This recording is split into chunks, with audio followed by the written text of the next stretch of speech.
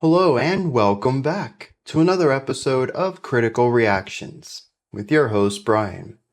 We're going to wrap up this week with an album review as we usually do on Saturdays, listening to a full album track by track, exploring each song in isolation and it's part of the larger whole. Today we're going to be looking at the band Cult of Fire. The album is called Ascetic Meditation of Death, which is just... we're definitely checking out metal here, I'm going to assume. That's such a metal title. I am noticing that, I don't know the specific language here, but it is definitely a language spoken in India, I believe.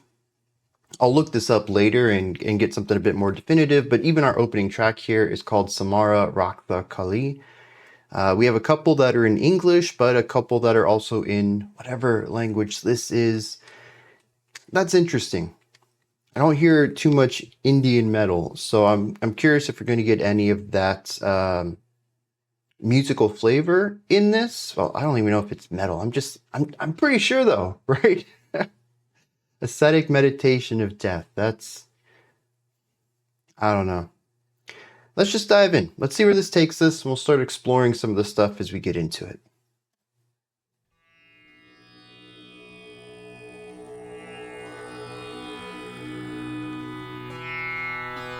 We have throat singing a little bit, guitar possibly.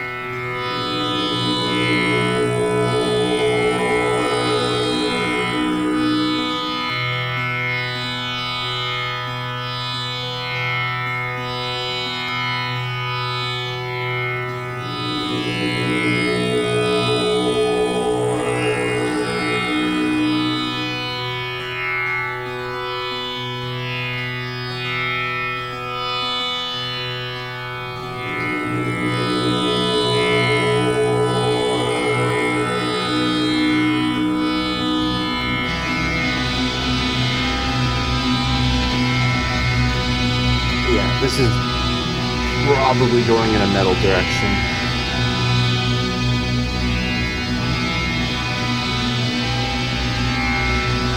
The guitar tone and production is pushing me in a death metal direction.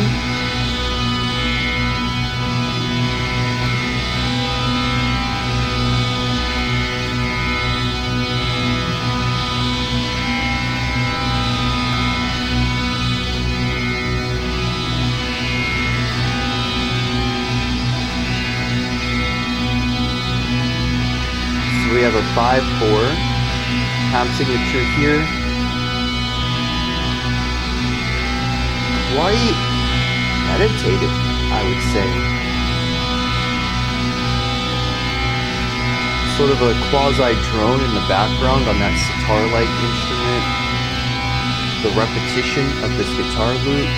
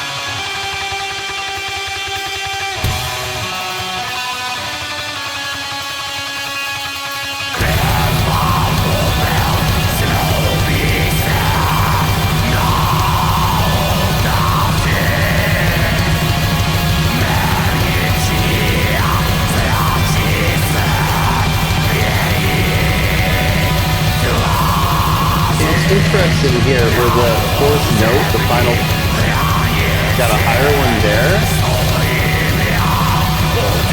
and a tenser one here.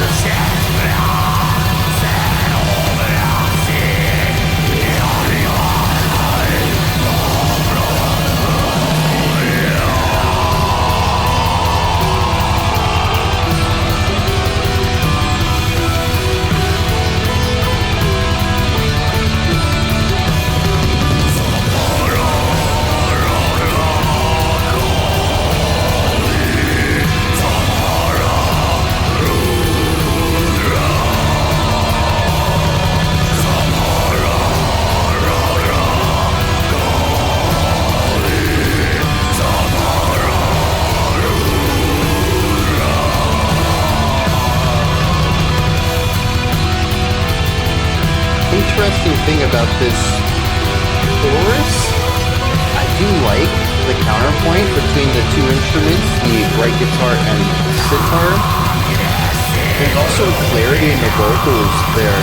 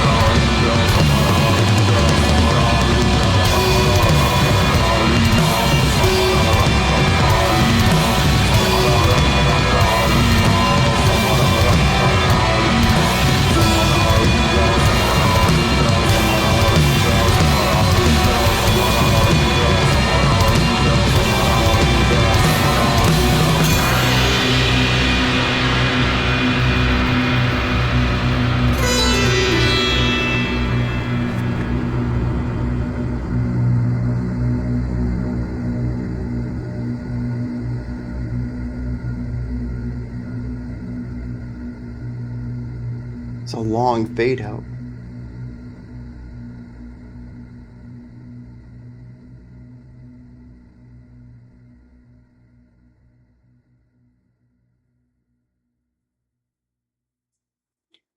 All right.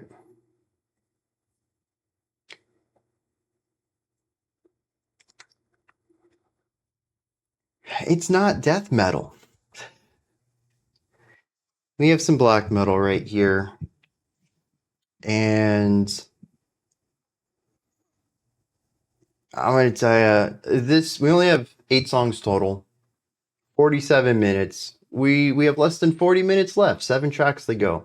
I'm hoping this kind of goes by quickly, but I can already see myself getting quite weary of this sound if we just stick with this.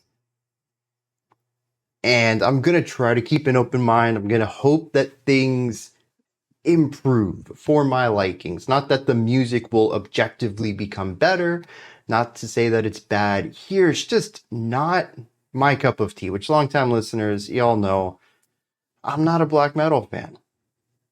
I think this has some interesting elements to it, and I think it can go in very interesting directions. But this one track, I mean, I say this all the time, right? First songs, first impressions, they're important. Your intro track on an album, it's the make or break point. You can either use it to entice people into your album, or you can show people exactly what they're getting in store for, so that, you know, it's the first initial hurdle. If you get past this, you're probably going to love everything. If you don't like this first track, there's not much else for you here. I think those are the two best ways to kick off an album. Either try to interest people or show them what you're doing. And so I assume typically that most albums are going to start one of those ways. You can certainly go for a more slow burn element. Those work really well for concept albums, something that might start a bit weaker or less interesting, but the album progressively becomes better. I mean, there's lots of films that don't have really strong first acts, but it's necessary for the second act and the rising action and all this stuff to be as effective as it is.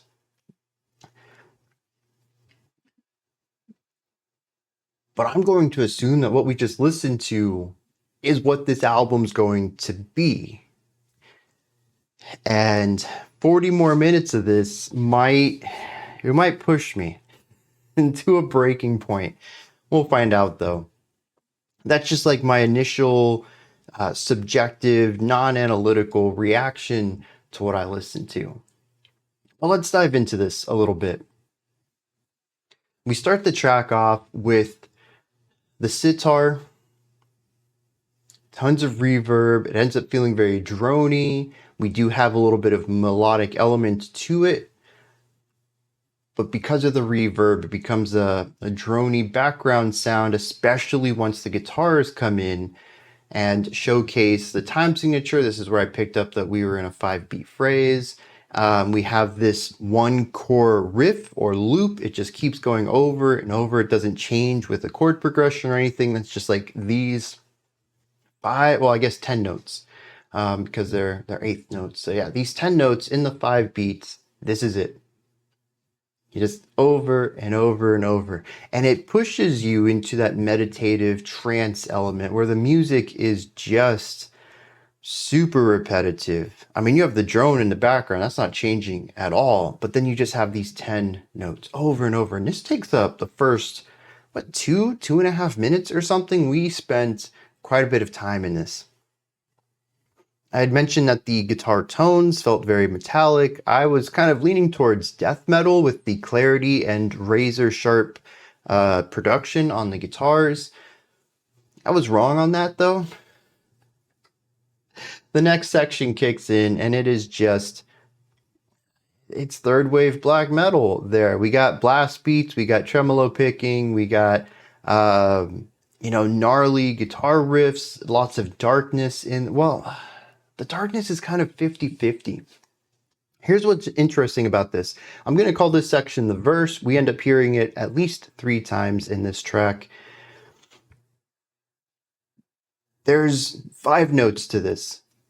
1, 2, 3, 4, 1, 2, 3, 5. That's it. 5 notes. You play them over and over and over in that order. The 4th note, compared to the first 3, feels a bit brighter, but it isn't necessarily something that feels optimistic or joyful or anything. I mean, we're still looking at only 4 notes. There's only so much information you can pull from that on the emotional side. A lot of our emotional elements in music come from chord progression. It comes from having more context. And so only having 5 notes, there's only so much we can emotionally pull out of that. I mean, it's like a sentence that says, this person was sad. Yeah, it conveys that feeling of negativity, of sadness, but if you had more time, you could describe why this person's sad, and then that would make it relatable, and then now the audience can feel sad alongside them, and it just makes it feel like a deeper level of emotion. Same thing is with music. The more information you have, the more time you develop it, the stronger the emotional impact can be. Only having 5 notes and basically looking at 2 chords at best, it's quite possible that the 5th note is in the same chord as the first 4, which means we're just in 1 chord all of the time. But we do have this one sound. It feels a bit brighter, but again, can't really say that it's positive or optimistic or victorious or joyful or any of that. It just feels more positive, especially compared to its contrast, the fifth note that shows up at the end of the second group of four. This one is very tense. It feels like it really wants to resolve a half step up, but it doesn't get to. It gets to sit in this position of direction. It creates tension and pushes the song towards resolution. We kind of get that since we alternate back and forth between the brighter, more positive sound and then this darker, tenser sound. And that is really what the verse is. Having these root three notes and then the tension and the resolution, swapping back and forth between those. There is a bass going on down there. It just sounds like eighth notes, possibly playing, I don't know, pedal tone. It's kind of muddy and it's mixed in with the bass kick too, and it's just tough to hear all of what's going on. The drums are very dry. I'm not gonna say they're raw. There's actually a lot of production on the drums, but they're not done to be expressive. They're kind of muted. It's black metal drum production, not lo-fi, but not hi-fi either. A mid-fi type of drum production. And then this takes us to the chorus, which actually has a lot of really neat ideas. The sitar comes back. It is center channel. It has a bit of counterpoint with the guitar that's right channel. Both of these are playing more melodic ideas. We also have a left channel guitar, and this one is a little bit of foundation, a little bit of melody. It is a moving idea, and it does change notes at non-standard times for black metal. Black metal really likes to focus on bars. So the chord, this one bar is a chord, or maybe these two bars are a chord. And then when that section is up, when it's time to change chords, that's when the guitars are going to change notes. Whether that is every bar or every other bar or something like that. But the left guitar, just being more foundational, does play more pedal tone style riffs, but it doesn't change at the beginning of every bar. It changes, on beat 3 of a bar. It changes on beat 2 of the next bar. There is some rhythmic diversity to it, which creates a little bit more of a semi-melodic quality to it, which is interesting when we have this other guitar and we have the sitar there as well. And it's a very multifaceted approach to creating the atmosphere of this section. We also have the bass going on. Once again, feels like constant eighth notes. It sits underneath the left guitar. They're tremolo pick, or not tremolo, they're 16th note picking. We have the eighth notes alongside it. This does create a bit more of a foundational bed to everything. As far as I can tell, it changes only on the beginning of a bar. This is neat. It kind of opens up a little bit too. I don't know what it is, and I'm kind of going to listen to future tracks and see if they do this as well, but the verses are very claustrophobic. Like the choruses are a bit more open, and I think this openness is designed to get some sound out of the center so that the sitar can be there and be heard. But I'm not sure if it's just a production thing or if there's also, I don't know, guitar tone. Maybe they're switching to something a bit thinner.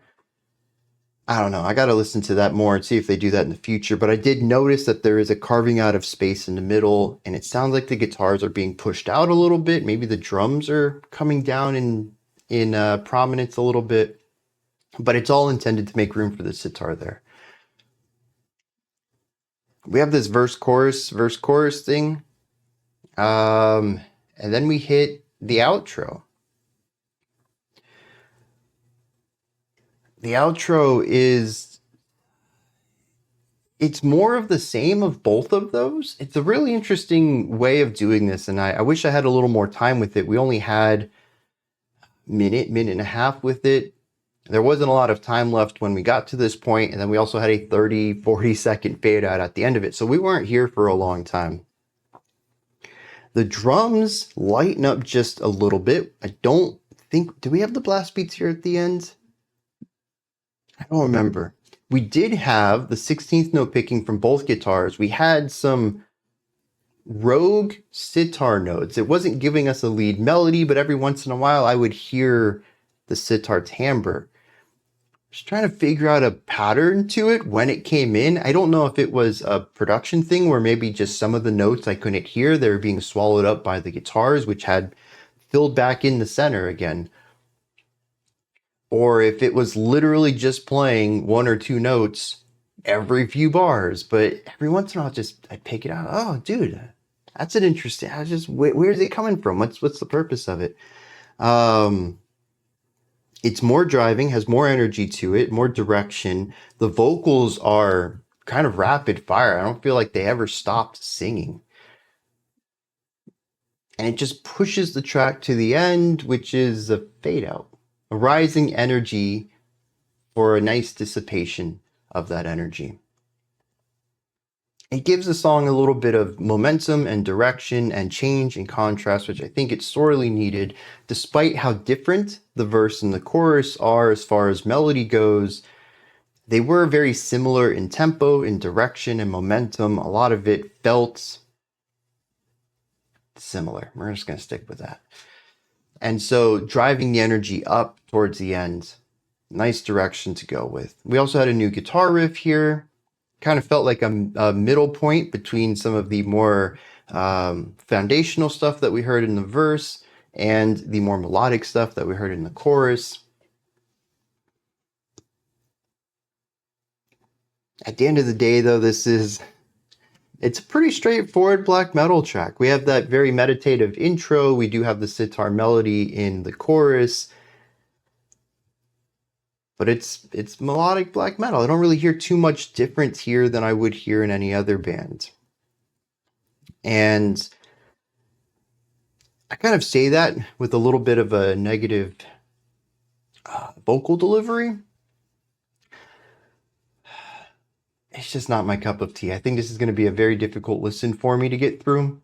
Again, like I mentioned earlier, if I'm going to enjoy black metal, it tends to be on the more progressive or experimental side, stuff that kind of pushes outside of black metal and finds other influences and allows them to really take the reins. This, of course, it incorporates the sitar, but I don't think I heard any. There's no harmonic elements in here that aren't black metal. I don't think I heard any melody in here that really wasn't black metal either. So it's sort of just the flavoring of this, and I'm going to throw this blanket term out there just because I don't have a lot of experience with this region's music that I can use more specific terms, but it doesn't have more than a sort of a small spice of Indian folk music here. And I'm going to do a little bit more research into that and see if I can't find specific influences here. Maybe I can talk about that a little bit. I will be outside of my depth. But this just feels like black metal with a sitar rather than, say, Indian black metal. So that's where I'm at right now. It's a neat idea. It doesn't go quite as far as I would like, and because of that, I'm afraid I'm not going to enjoy myself very much with this album, but we have a lot ahead of us, and they can certainly surprise me. Let me go look up some lyrics for this, and then we're going to move on to the next track. All right, a little bit of bad news, a little bit of good news. If you're here for lyrical analysis and dissection, we're going to have none. I can't find lyrics for anything on this album. Well, that's not true. I did find lyrics for track 6, I think it is. Track 4. It's called Kalima, and there is a chant in there. I've kind of spoiled myself on that one vocal line over and over. So, I don't know. I guess we'll see what happens when we get there. But that's it. That's the only song that seems to have any documented lyrics on the entire internet. I've done web searches. I checked. Even Metal Archives doesn't have it. Genius doesn't. They didn't put their stuff up on Bandcamp. I'm even looking for like one-off small, 3 visitors a year, like a WordPress website that just happens to have all this documented out. Somebody like put the effort into it, but no, they're not anywhere. So this album will have no lyrical discussion on it. But I did do a little bit of research into who the band is, what they're trying to accomplish, what's actually going on in this track, in the album. A couple of interesting things. The band comes from Prague, the Czech Republic. But they are influenced by Hindu music, culture, and religion.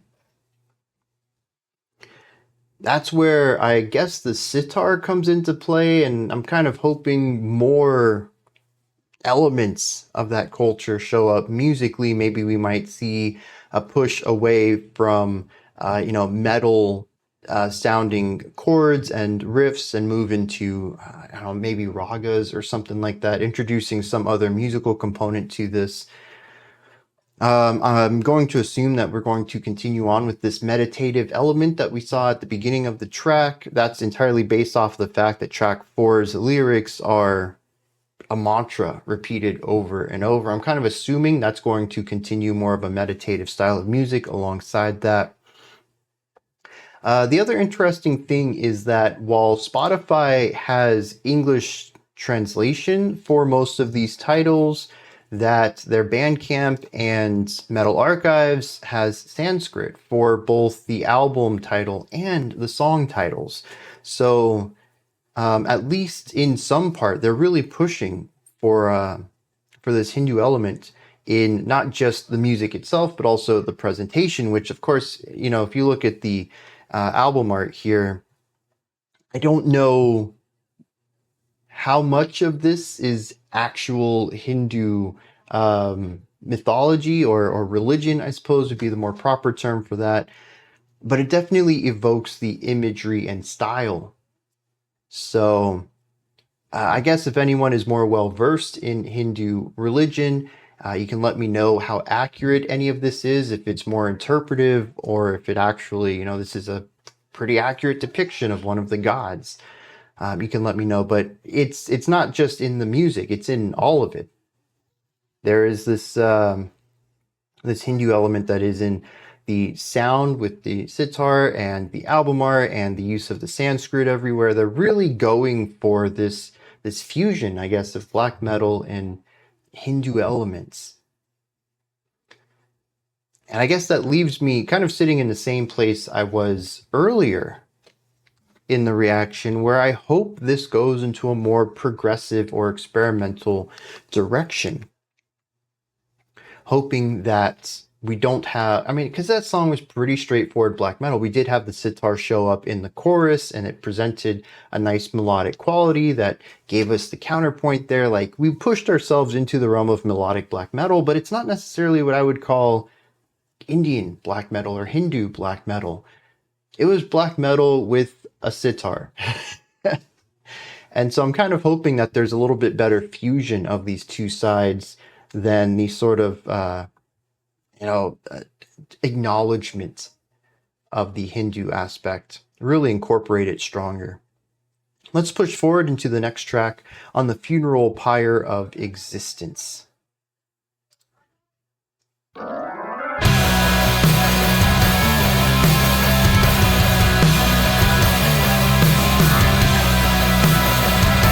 have an organ of some sort under this.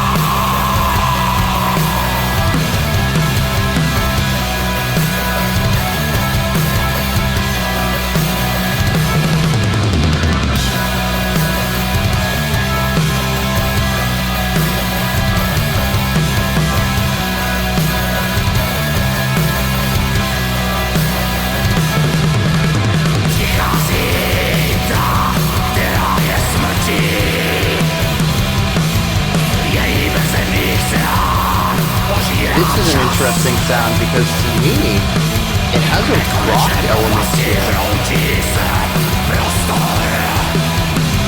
Maybe even a little bit of lighter punk. It's that chord progression of dun dun dun dun, those 4 notes.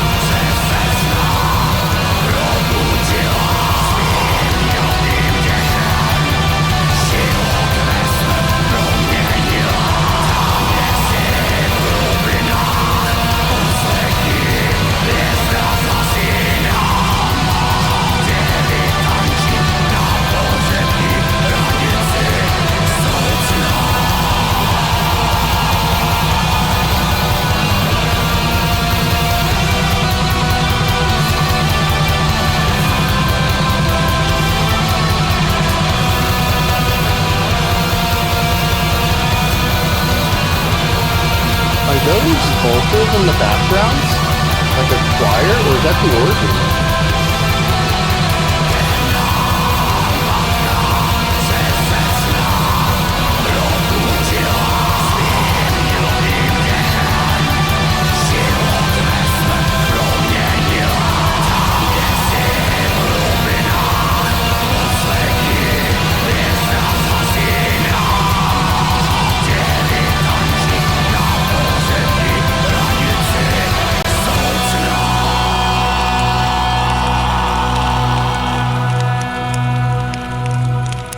Quick note too is that the lyrics on this are a mix of Czech and Hindi lyrics or languages. I think that's interesting too. Once again, trying to incorporate the Hindu element into the music.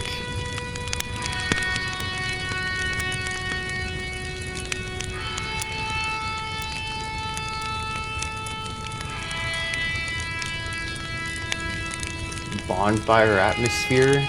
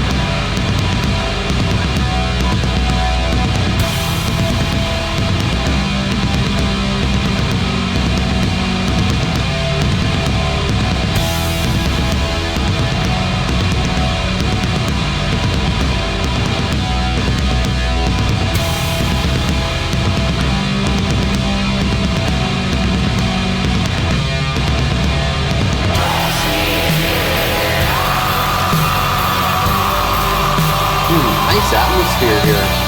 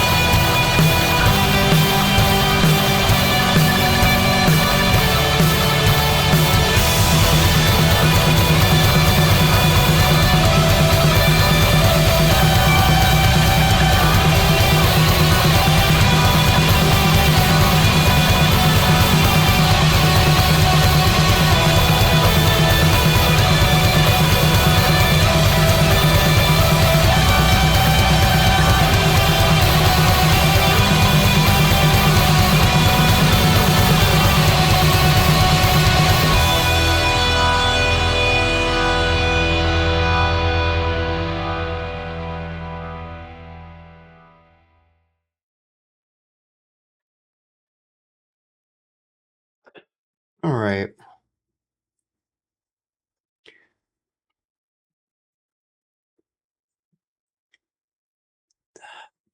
This was a nice diversion, a little movement away from what we heard on the last track. There's still a big blackened influence on it. We do have the blast beats in the middle of the track and at the end of the track.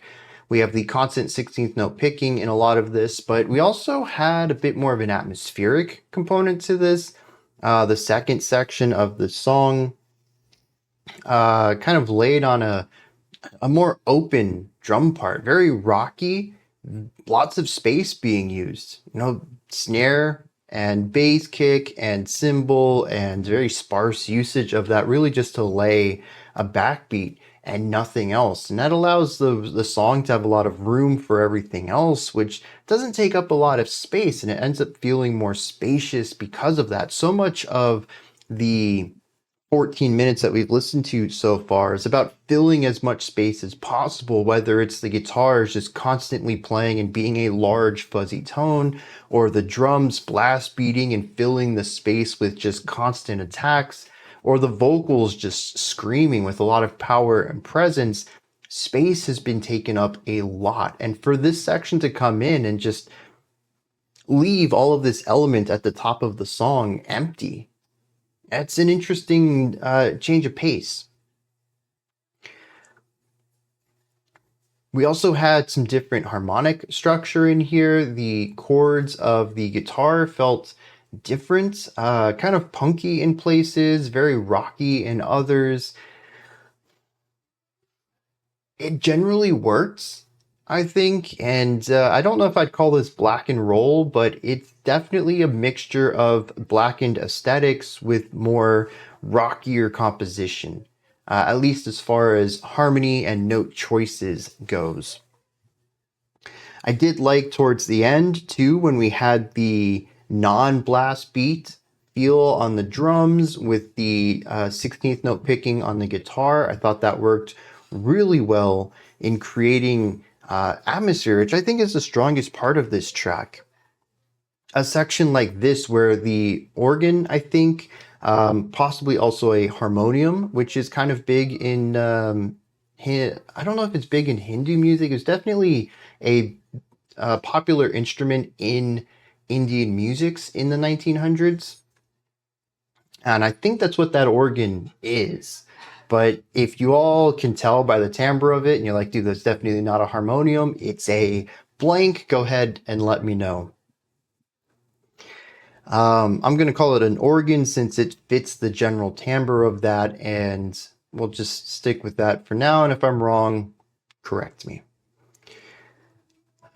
But the organ droning in the background, just kind of creating this long held out note behind the 16th notes of the guitar. They're changing notes at the same time, but we have the long held out note versus the quicker multiple attack note.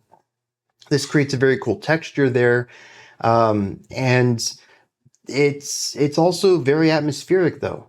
It's just these tones being held out. And there's something about the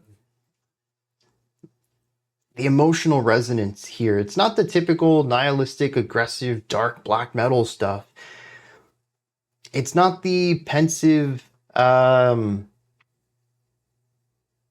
meditative sounds that we heard at the beginning of track 1 either. There's an optimism here.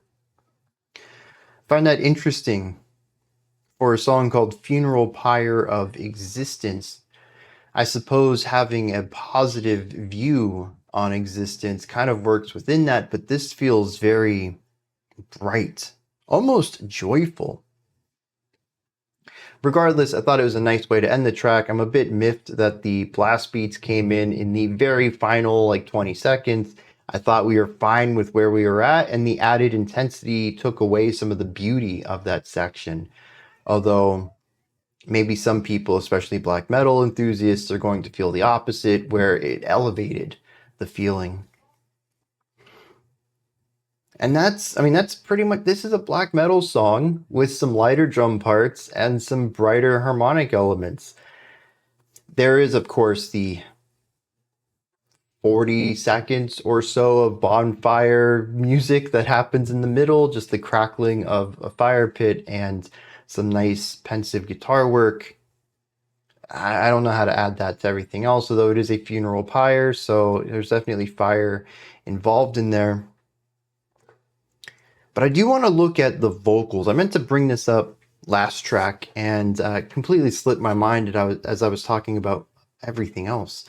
The vocals are kind of clear. Not always. I think they get swallowed up by some of the instrumentation, but generally speaking, as long as the vocals are a bit more prominent in the mix, I can kind of make out words and sounds. It isn't just a muddy, garbled mess of distortion. In fact, in the first track, I particularly heard the title of the song being repeated in the chorus. That was one of the sections where the middle opens up a bit so that the sitar could come in. The vocals also gained some clarity out of that. And it's just very, very clear what he's saying. I think if I had lyrics in front of me, I would be able to follow along pretty easily based on the production so far. So I really appreciate that. Proper enunciation, clarity of vocalization, and clarity in production are things that I value when it comes to harsh vocals, and I think that all of that is mostly present here. Like I said, sometimes the vocals are a bit too loud the instruments are too loud against the vocals, but for the most part, I appreciate what the vocalist is doing and how they're being produced. But I don't really have anything else to add to this one. Everything that I talked about with the Hindu elements being added into that first track, I didn't really hear on this one at all. We had the harmonium, but other than that, this is just a light black metal track. Again, I don't know what realm of black metal we would put this in. There's definitely some rockier parts and less metallic riffs, but it's definitely, I mean, we don't even have the sitar for a little bit of that flavor here. We don't have any compositional elements. So I'm kind of curious how much of the, having the Sanskrit and using the Hindi language and all of that influence is actually going to be on this, or if it's just like a surface level thing, sort of like classical metal, sometimes having strings on the outskirts that are just playing metal. It's honestly just a metal song with a violin that plays along with the guitar, and it's not necessarily metal music with classical composition. Maybe that's what's going on here.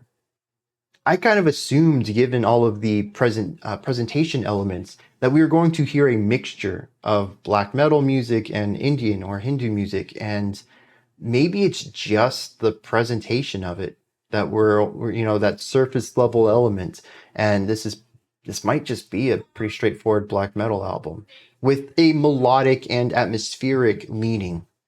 I wouldn't say this is straightforward black metal. We do have the nice melodic qualities. The riffs tend to be interesting when they want to be. The verse riff for track 1 was it was kind of there, okay. But then we have the counterpoint that was in the chorus there. We have the strong atmosphere writing on this track. So they're definitely not just standard black metal, but it also isn't progressive or really experimental in any strong way either.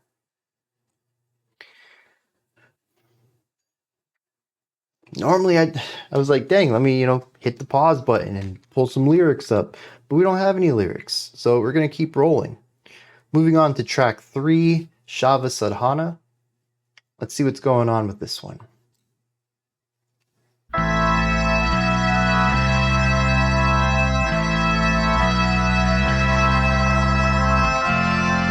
That's a nice bass tone. I wish I could hear it more often.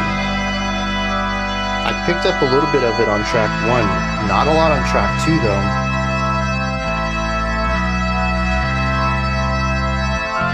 The drone sounds like bagpipes? No, this is the same organ tone from track 2, right?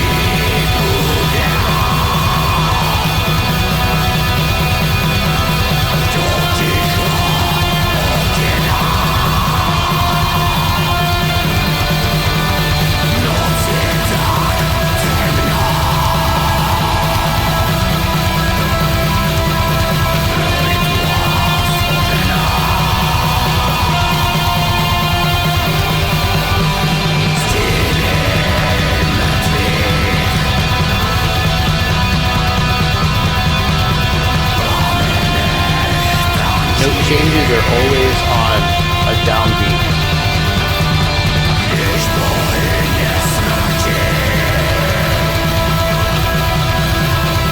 We have the dyad of the root tone versus the moving element.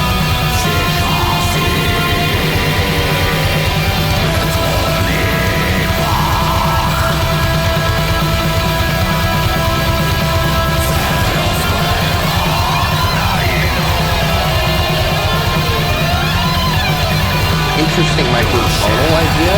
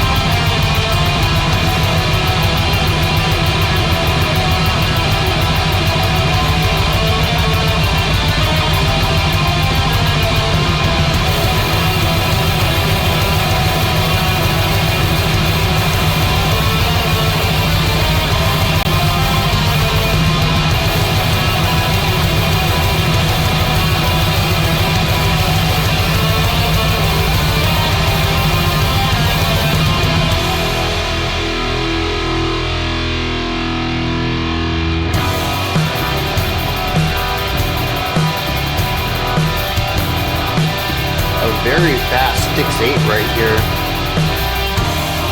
Probably conduct this in 2. 1 2 3 1 2 3 1 2 3 1 2 3.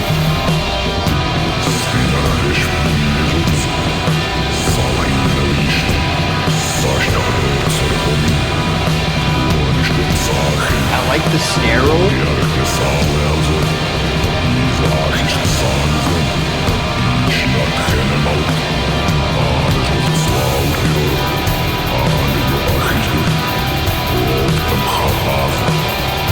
Shifting the snare roll to hi-hat.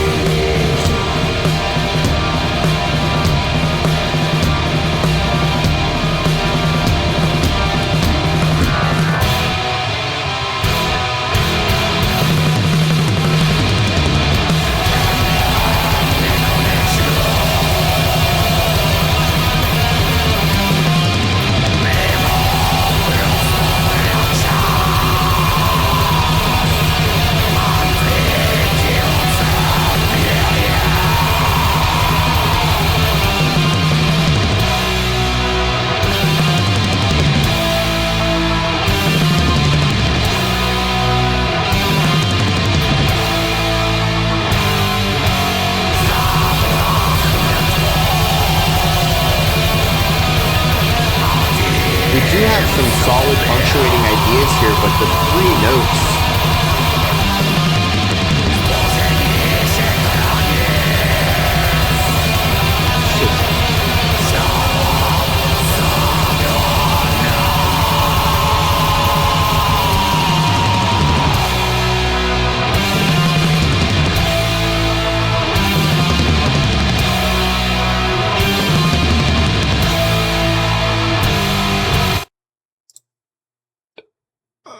Oh,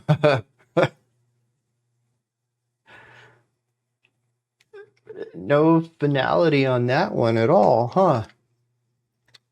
Like, that riff is definitely written for looping purposes. There is no end to it. It cycles into itself. It is perpetual motion. It's why every 8 bars, or I guess every 8 times through it, we have a rather lengthy punctuating idea that takes up a quarter of the length of the full section, because it's not intended to stop. It's a constant cycle. It feeds into itself. And so you really have to do something totally different to have any sort of feeling of ending, or like, because we're not ending it totally. We're going to restart the whole phrase again, but to break up all of it. Otherwise, it's just super monotonous. So we actually have a mid break. We have that dun dun dun dun dun dun. We have a mid break though. On the fourth time through, we actually have 3 different notes there just to break up the monotony. But on the 8th time through, we actually have an extended section to it. And I think it's probably 9 or 10 bars long instead of an 8-bar phrase. And we have this extension at the end though that really finds a way to wind it down and find a stopping point. Because otherwise, it's just going to keep looping on itself. And I think that ending there really solidifies that understanding of the riff, that it's not designed for an ending. You need to do something totally different, because even though that was the end of the riff itself, it doesn't feel final. It feels like it's ready to move back into something else. It's not just an abrupt end. It's an abrupt end without ending. It doesn't feel natural. It doesn't feel like it's supposed to do that. It doesn't feel like it's built to do that. And that's because honestly, it isn't.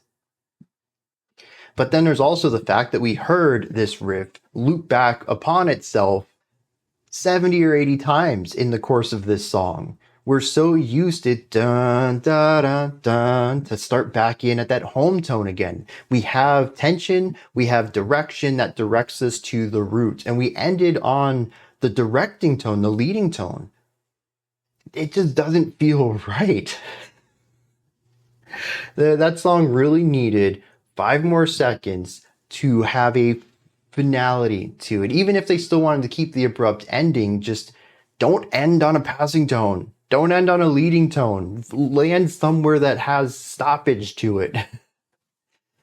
I don't know. I mean, this is also taste too. I mean, with music, with all art, rules are there to be broken, but if you're going to break the rules, you need to know what you're doing too. And there could be thematic purpose for this. Maybe if I had the lyrics, I could see that this is about endings in places they're not supposed to be, unexpected stopping points or something like that. And maybe that ending would make a lot of thematic sense, but I don't have that. So just musically, it feels awkward, but that doesn't mean that it's wrong. I just might be missing the context to fully appreciate and understand and grasp what it is trying to do.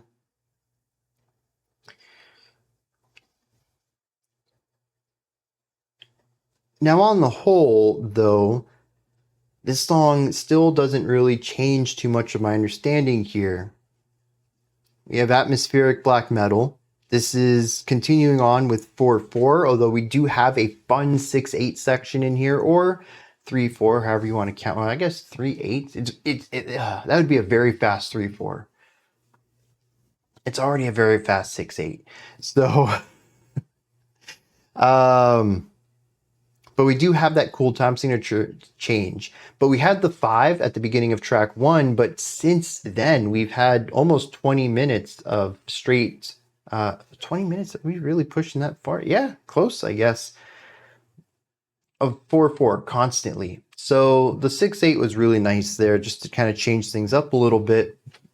And like I said, after that, we had a non-standard phrase, as I'm pretty sure we were looking at a 9 or 10 bar phrase rather than 8 or 16 or anything like that.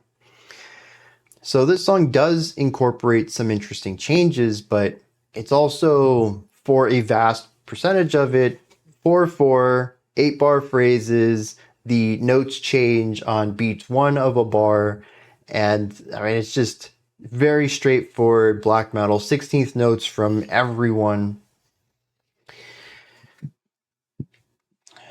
I don't really have a lot to add to it. I feel really bad about this, because, a lot of why people watch the channel is to get a better understanding of the things that they love. Now, I suppose some people just like to come to the channel to watch me make weird faces to extreme metal.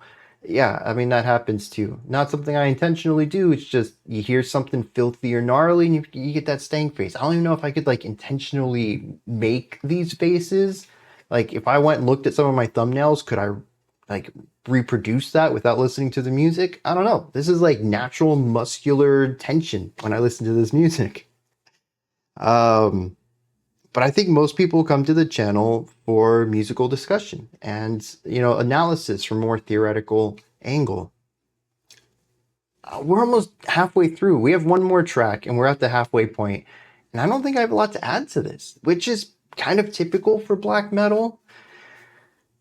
I mean, we had a black metal track earlier this week and we had one a couple weeks ago. And I'm pretty sure one of those in the thumbnail, or not the thumbnail, the title of the video, I just wrote, "It's black metal." Because, like, what do I have to say about standard black metal at this point? And so the beginning of this song, though, is black metal. Blast beats, 16th note picking. We did have some cool bass work in the intro. I liked that. And as I mentioned, I wish it was more prominent, but the bass kick and the guitars overshadow it. We got the raspy vocals, the harshes on this too. And I don't know. I just don't have a lot to add to much of this.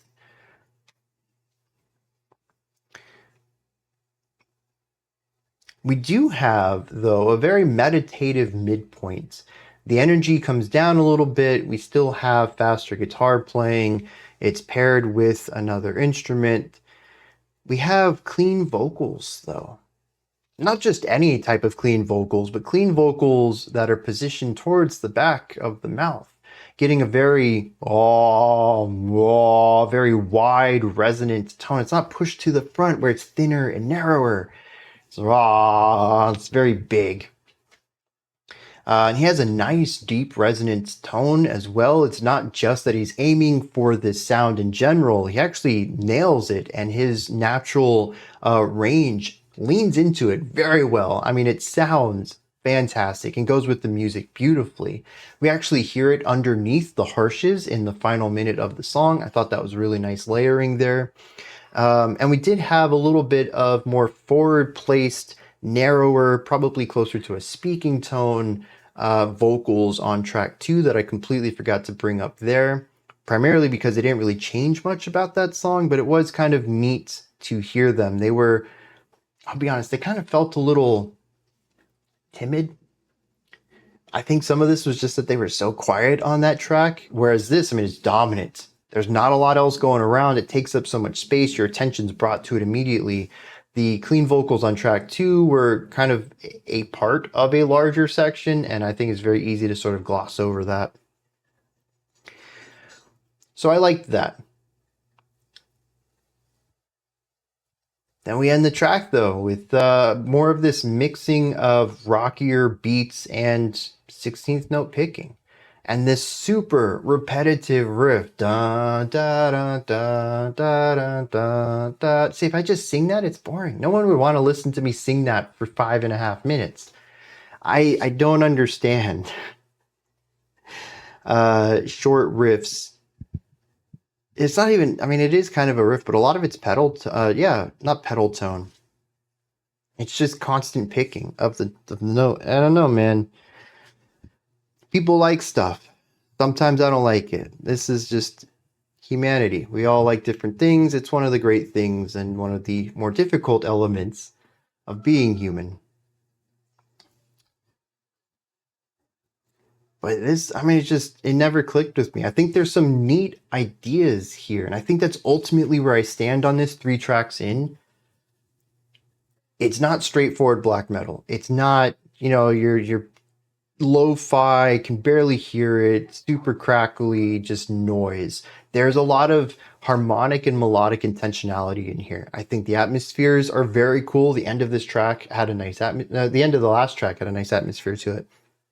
The melodies are not bad. They're not great. I don't know if I remember any of them after I'm done with this album, and we had counterpoint in track 1, and I kind of hate that I keep having to go back to track 1 to say that there is a cool compositional technique. I wish we would have more of that on this album. But it is here. It is something they're capable of doing, and they did well. And it's not like they just stumbled upon that and were like, oh, geez, how'd we do that? Well, no, I think they honestly can write strong writing like that.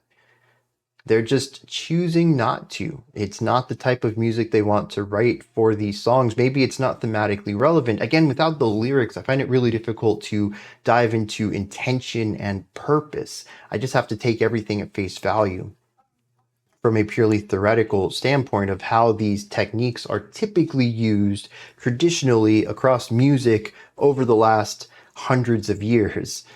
From a very Western standpoint of music too. And that's the other thing. I don't have a very strong grasp of Hindu and Indian music. I've listened to some. Y'all have introduced me to some. I took humanity courses on it back in college when I was getting my music degree.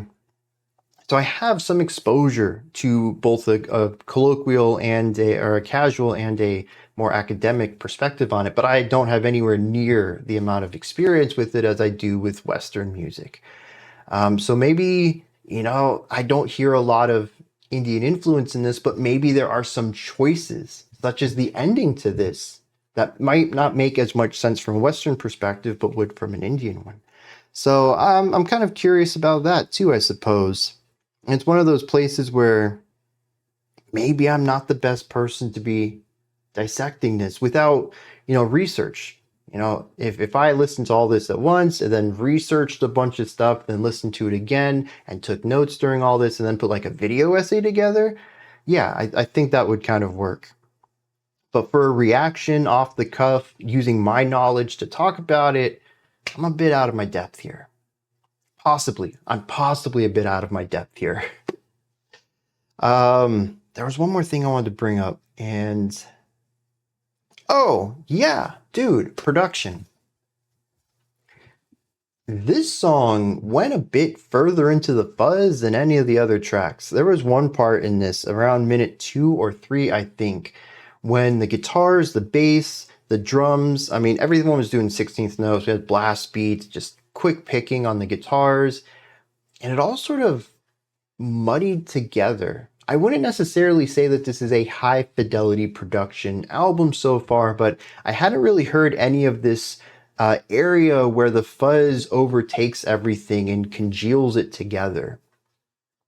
I thought that was interesting because I'm usually not a fan of that, but as contrast, as a way of saying normally things are spaced out, but let's do a wall of sound here, that's kind of neat to use it as a statement of artistic intent rather than a blanket production on everything. I can't stand that. But this is just kind of the thing with everything. I'm usually a person of moderation. I like djenty rhythms. I don't like pure djent music. Put that stuff in another context. Make it contrast to something else. And I've always sort of been against lower fidelity production in general. I don't even want it as a spice in my music, but it worked here. And I would not call this lo-fi by any stretch of the imagination, but it was a lower fidelity, less spacious production style than other stuff I had heard on this album so far. And that was kind of neat. Kind of bringing everything into a like fuzzy, staticky wall of sound as a texture for 30 seconds or so after we moved from a more spacious, rockier section into this blast beat, black metal, really honing in on this traditional sound. They brought the production into that scope too, and I thought that was just a neat way to go ahead and do that. We're going to move on to track 4, Kali Ma. See what's going on here.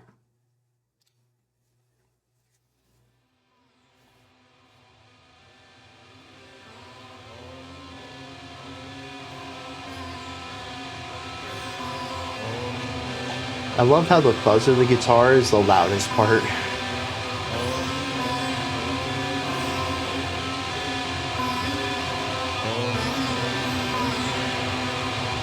Oh, so we have the, I don't know if that is a sitar or maybe it's another instrument, but we have the bends on it that are very typical of the Indian classical music.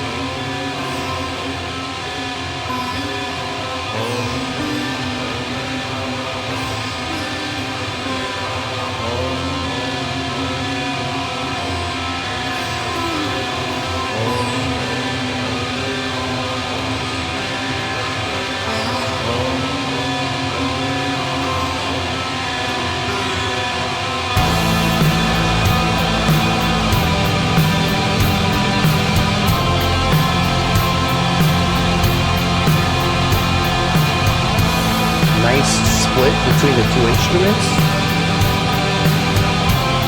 This one playing the moving idea, this one just being the lead drone. Very shoegazy, actually. The riffs themselves, I think, would fit more in an indie rock section, but the production, definitely a bit more black.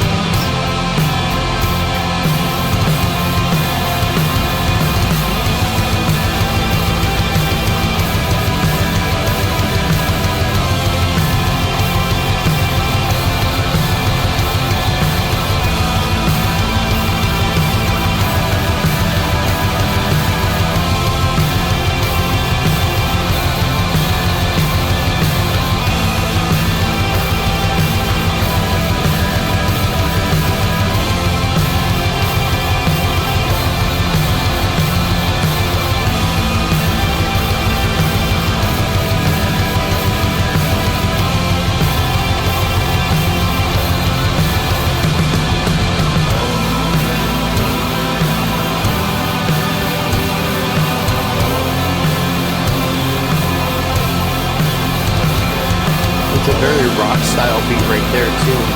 Bass here, bass here.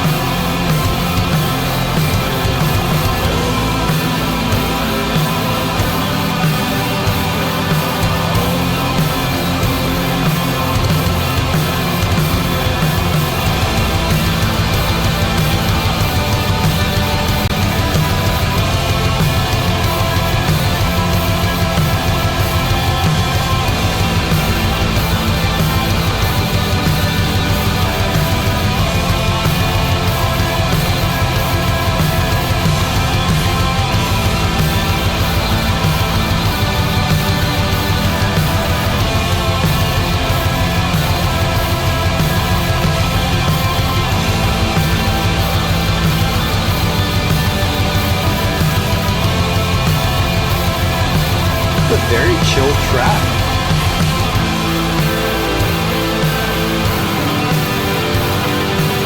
Okay.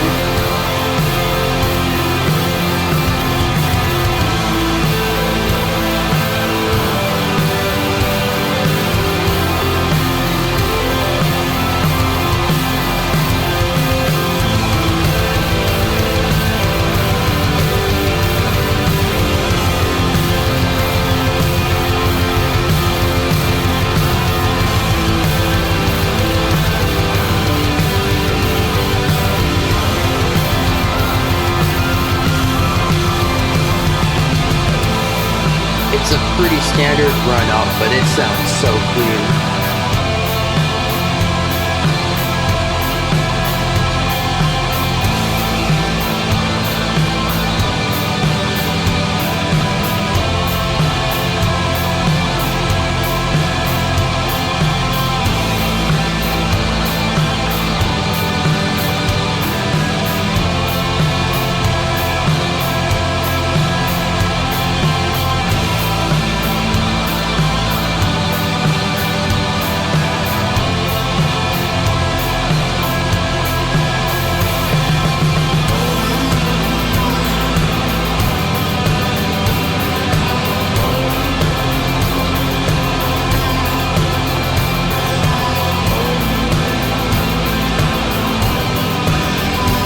So that's something you don't hear too often. 16th notes on cymbals in a black metal band. 16th notes are generally reserved for bass kicks and snare.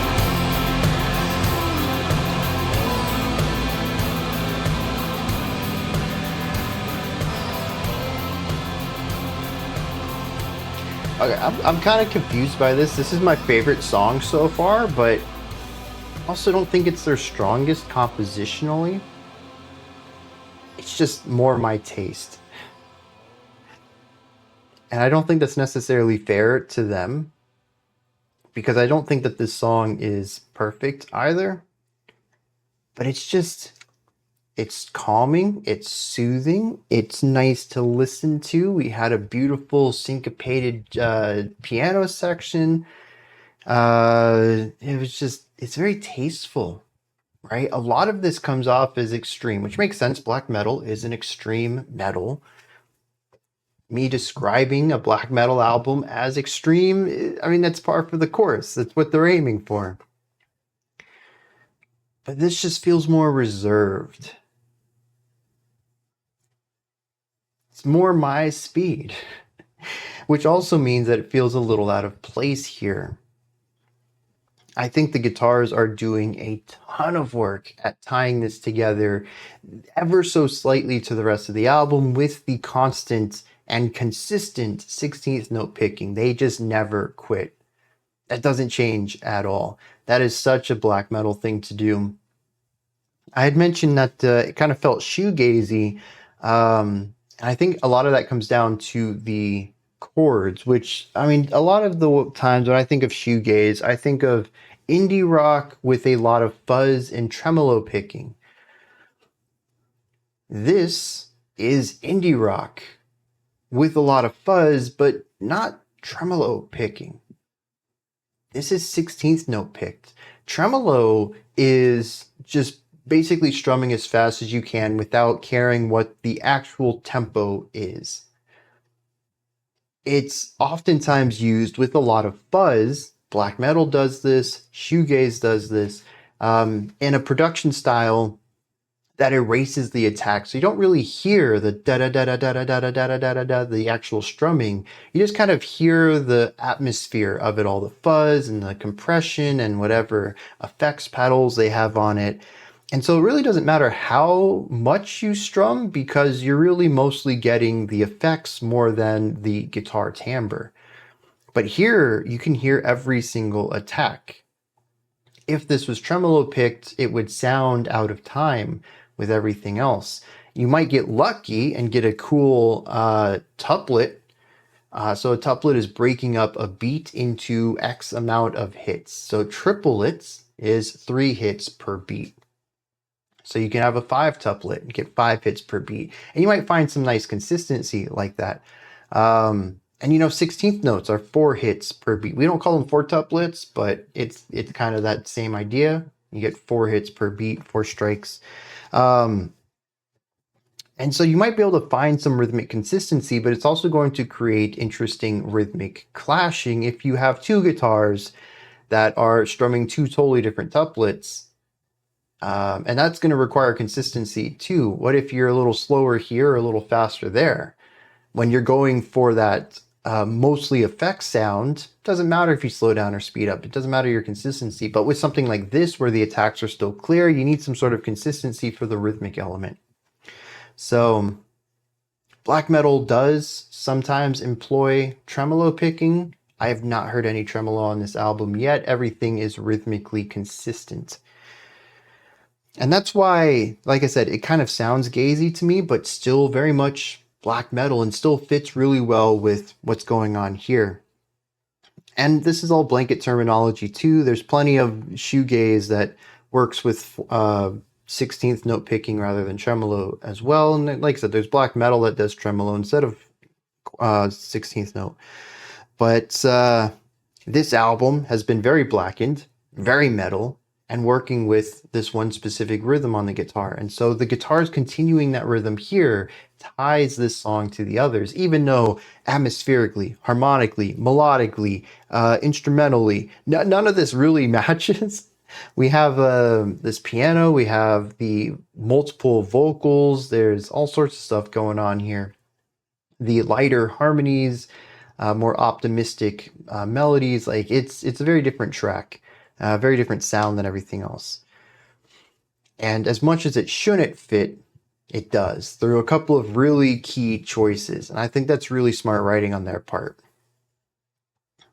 I do like the dual guitar lines. I mentioned one of them is a bit more moving. Constant 16th note picking, sure, but we have like one note for 2 beats and then one note, one beat, and then a note for 2 beats. And this kind of changes. It's not just the same 3 notes all the time, but it doesn't necessarily move in a melodic fashion either. It is still a very short riff. On the other side, we have a guitar that just kind of hangs on to a single note for an entire bar and then moves to the next note to imply chordal movement. And the two of these together just sounds great. We have a nice duality there. The bass comes in there. You have constant eighth note picking, I think, which is half as often as 16th notes. So if 16th notes are 4 strikes or 4 picks per beat, eighth notes are 2 picks per beat. So a little slower. It helps it because bass, lower tones in general tend to get muddy when they're played rapidly. And you really need a specific, like, razor honed sharp production if you want to play faster bass work, which is why the basses are as clean as they are. When you get into like technical death metal, you have super clean bass sounds so that they can play faster without it getting muddy. This one is a bit of a wider tone. Playing fast is going to create a muddy sound underneath, so the bass playing slower just works well within that context, and provides another level of foundation for this song. You may have noticed there's not a lot of melody here. There is a melodic foundational idea, there is chords, and there are pedal tones. And that's because this song is very atmospheric. I think it's supposed to come across as a bit more meditative, much like the opening of track 1, which is still wild. I keep going back to track 1. Track 2 and 3 are very straightforward. Track 1 had some neat ideas in it. Track 4 has some neat ideas in it, but they went very straightforward for 2 and 3.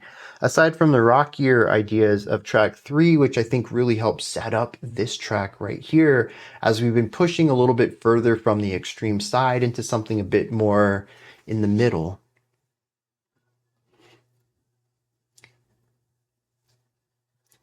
The guitar parts don't really change much. We have 6 minutes of very similar, if not the same ideas straight through.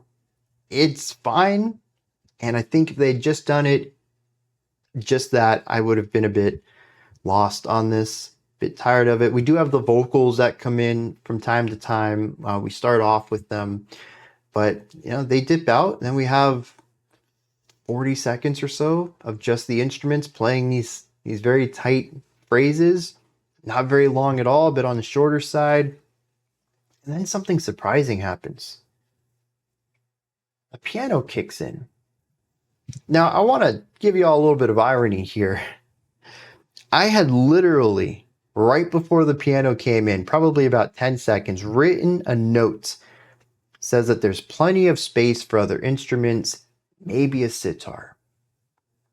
And this is something I've been feeling while listening to tracks 2 and 3. I'm really missing that sitar melody from track 1.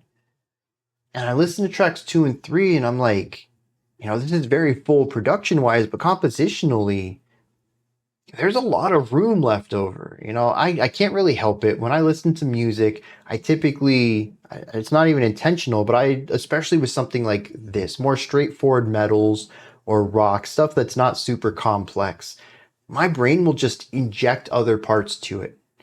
And it's not even something I'm conscious of either. Like, there'll just be a song playing and I'll start humming a totally new melody alongside with it. And people will be like, dude, why are you doing this? I'm trying to listen to music. I'm like, oh, I don't even know. It's just like the composer part of me hears something and says, oh, it's missing a spice. Let me add it in. And it just does it. And so through tracks 2 and 3, I have heard violin parts, which I just think violin and black metal work really well together. In fact, I don't know if I can put a link here. I have a song or an excerpt on BandLab where I took a Wolves in the Throne Room song and added choir and violin to it, and it sounded phenomenal. And I think black metal should always have violins and choirs because it always sounds great.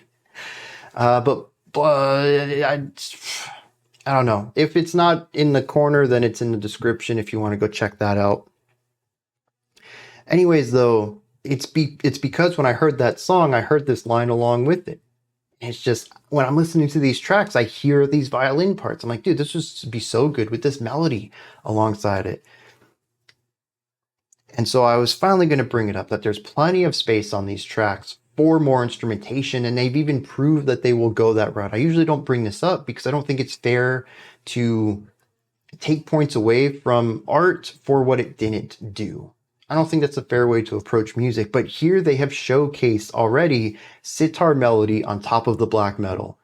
And then they just chose not to do it again. And it's left me in this point where I'm like, there's plenty of room for this stuff. And then the piano comes in though. And this was wonderful.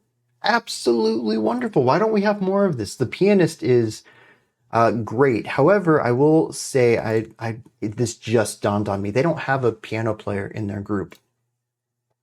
So their lineup here, they have a drummer, they have guitars, backing vocals, and then lead vocals. Only 3 people. So Tom on drums, Vladimir on guitar and backing vocals, and then Devilish on lead vocals. Got a bit of a stage name there, I'm going to assume.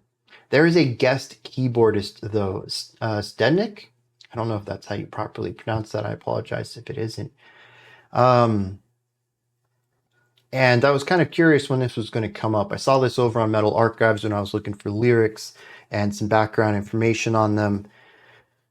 I kind of hope they show up more because the piano work here was excellent. I love the way that it blended into the music. It doesn't feel like it stands out. It has that extra compression on it, like you assume every instrument will on this black metal album. But it also has a section that feels melodic while also not doing too much. It blends into this atmospheric, going for less movement than more movement. It is melodic at times, but not consistently pure melody. We do have that beautiful run-up at the end of the phrase, though, and it's just one of those things that it's simple. It's not really going out of its way compositionally. It's pretty much just a run-up of the chord. I don't think it was arpeggiation. I think it was just a step-by-step run-up. But it just works. It sounds great. I want more of that. Even if you don't give me pure melody, just give me some melodic qualities in these songs. And I'll be down for that.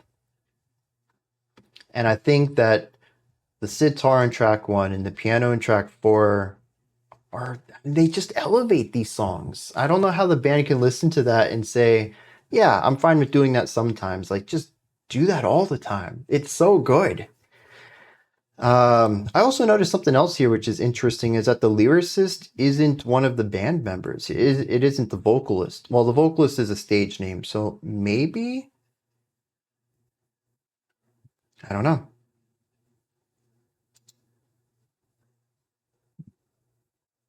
No, I'm going to say this is a different person. That's interesting. You don't see that too often. I honestly think sometimes it needs to happen. I'll listen to, metal lyrics and I'm like, yeah, that's good, but really, I'm not a good lyricist, right? If I wrote metal music, I would if I wrote any music with lyrics, I tend to write more instrumental stuff. I would definitely hire someone to write lyrics though, because I'm just not good at it. And I kind of think it's something we should see more of in pop music. I think it's kind of, people feel it's shameful to be a vocalist and not write your own lyrics. But people also see guitarists and bands and they're like, you have to write your own music or there's shame to it. But I think that's another area where I think having a dedicated composer who writes for the band but doesn't play in the band is something we should see more of. That's not something that should be shameful. So, I don't know, man. Metal culture is just something I don't get, I suppose. Coming from classical world, it's so normal for the people who write the music or the words to be different from the people who perform the music and the lyrics. So, maybe it's just a different mentality thing. I don't know. I am going to take a short break here. I know we don't have lyrics to dive into, but I'm going to pause real quick and get a little bit of food. Because the next song called When Death Is All, and I'm thinking we're going to go more extreme, and I don't want to go on this on an empty stomach. Be a bit harsher than I should be. All right, moving on. We're going to head into the shortest track on the album at only 4 minutes and 20 seconds, the track When Death Is All. Let's see what they're doing on this to kick off the back half of this album.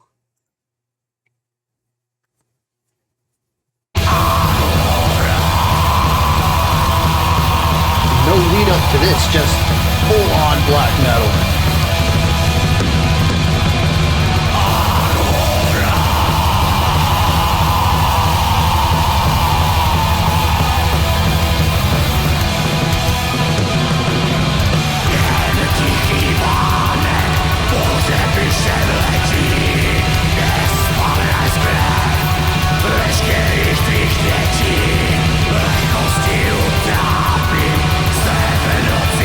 See what I'm talking about with the clarity of the vocals though?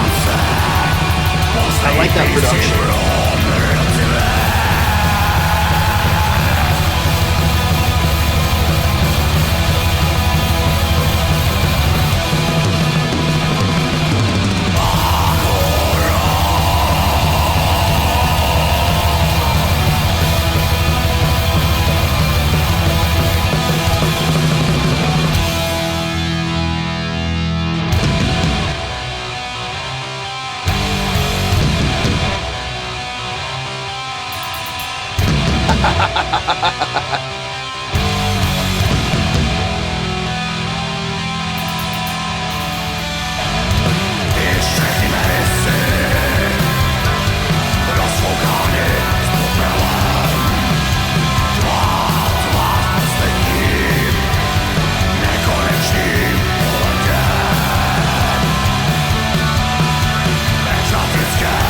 Very heavy metal, this section.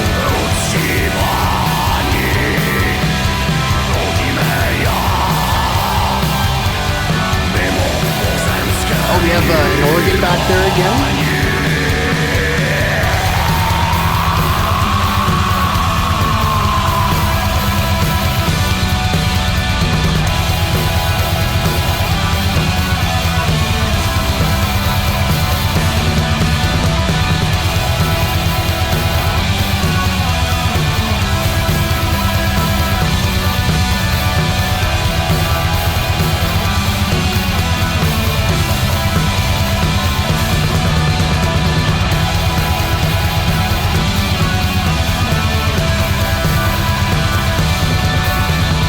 Yeah, got the groupings of 3 in the back on the drums.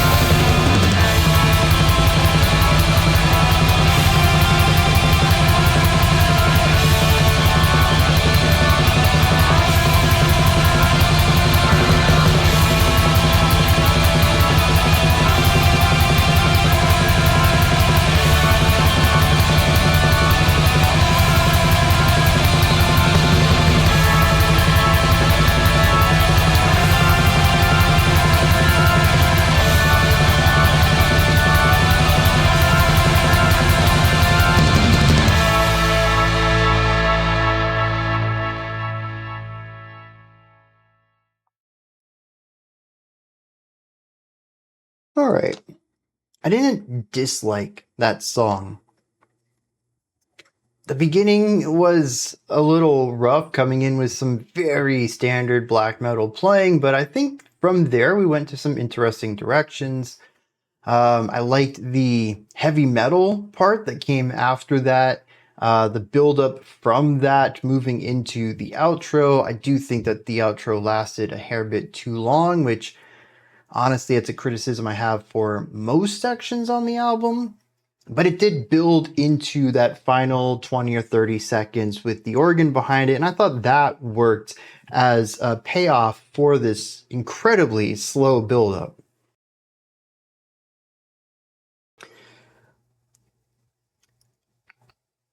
I think that's pretty much all I have to say about this song in particular. It retains a lot of the rest of this album's comments that I've made. I mean, we have the 16th note picking all across the place. We have the two guitars doing their different things, one foundational, one melodic.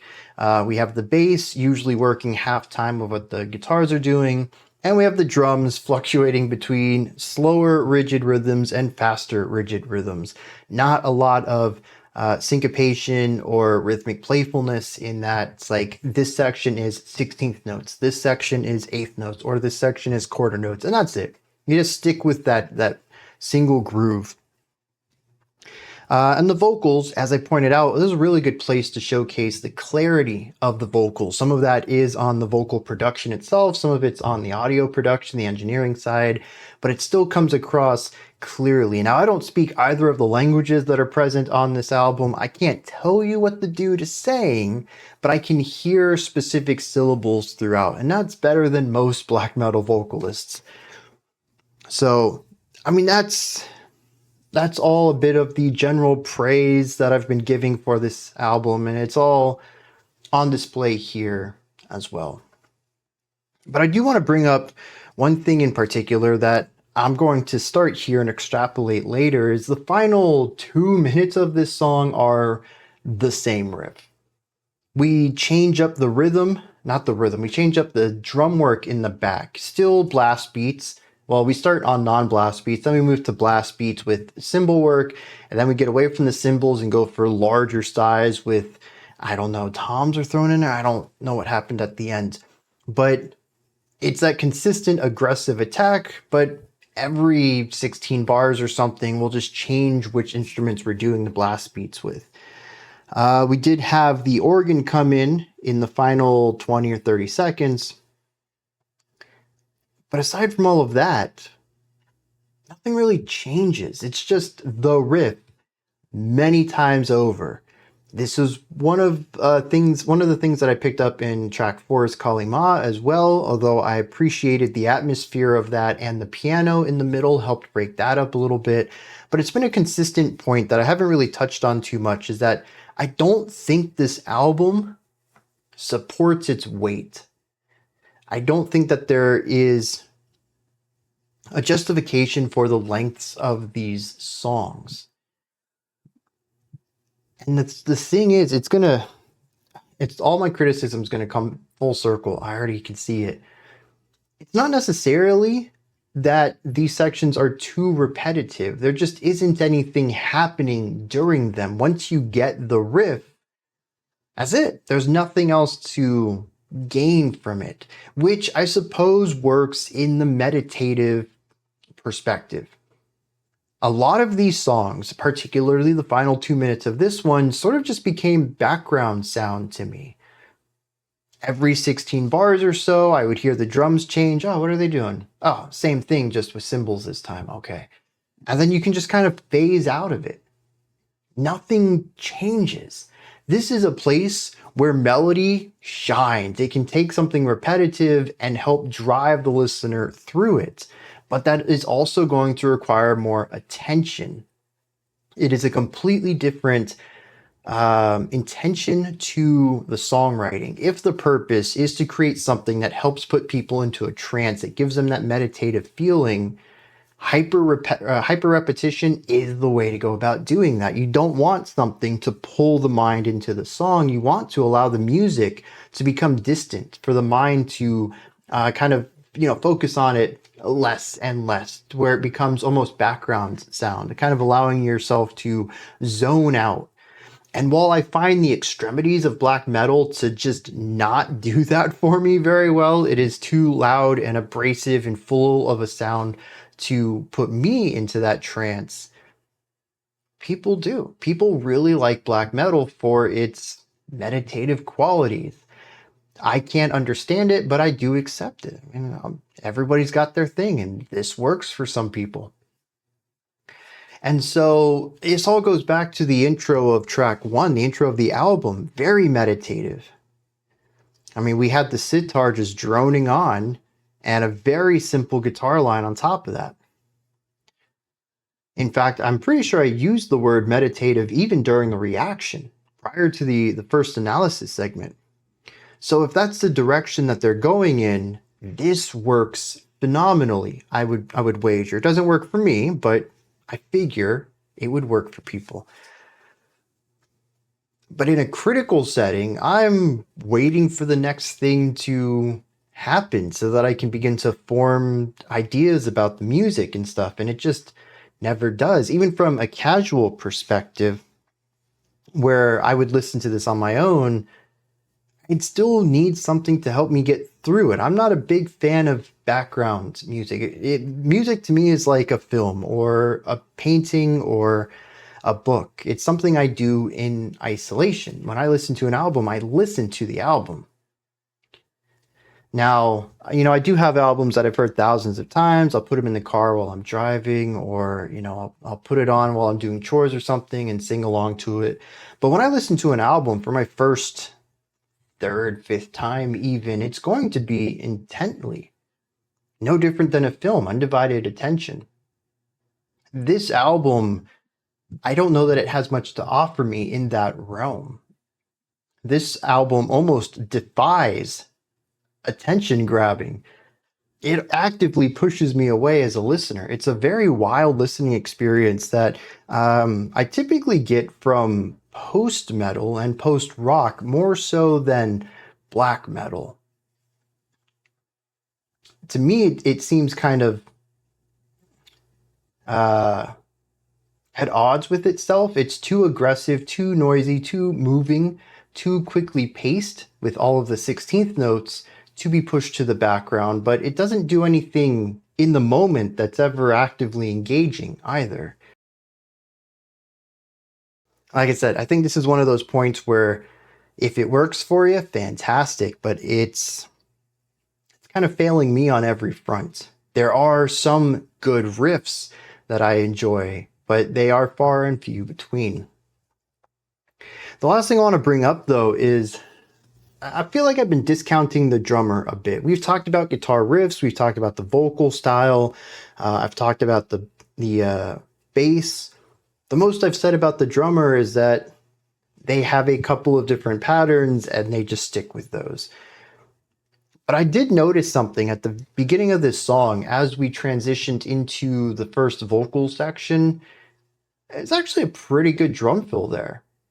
It was quicker paced. There were 16th notes in it to help pull us into the aggression of the verse.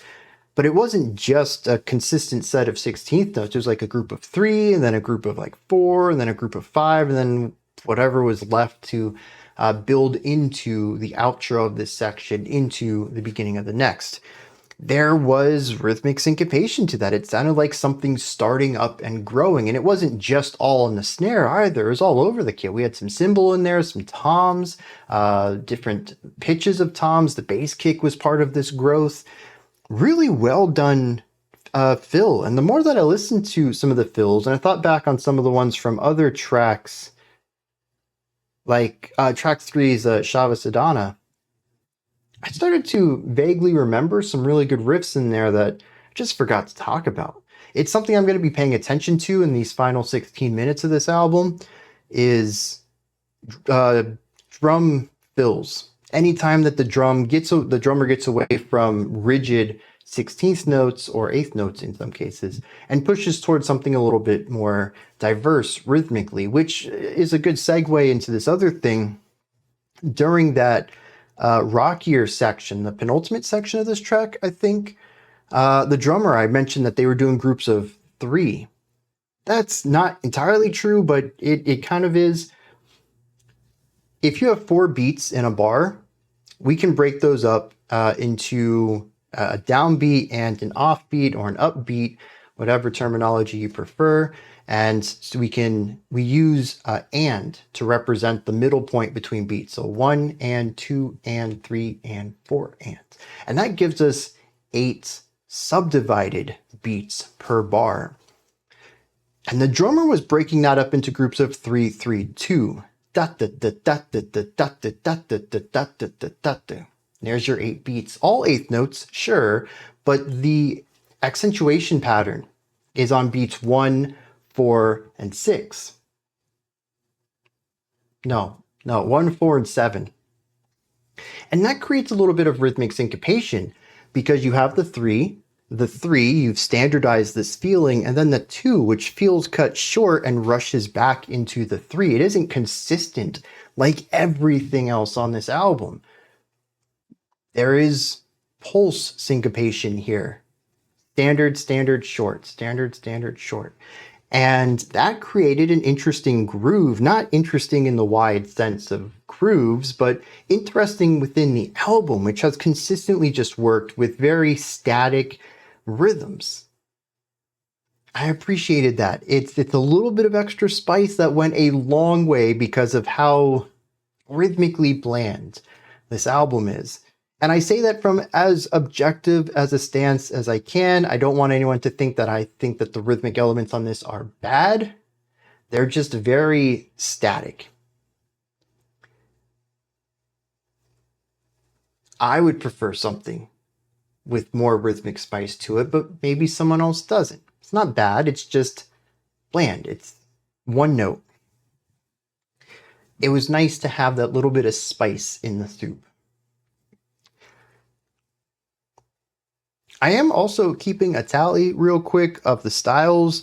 Right now I have black metal, indie rock, shoegaze, rock beats, heavy, I guess hard rock beats is probably what I should have written, and heavy metal. This album, while being sonically black metal, consistently grabs little ideas from everywhere.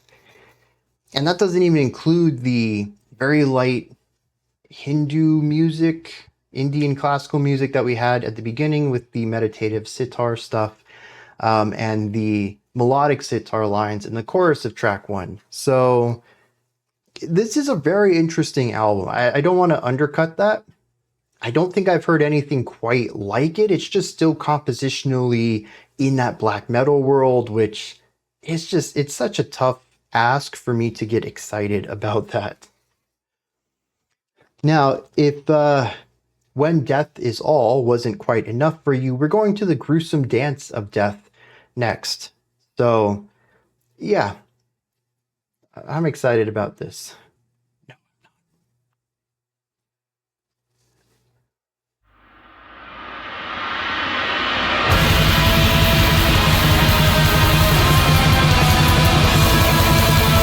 And that's kind of what I expected here. You don't name a song this and then not go as extreme as you can.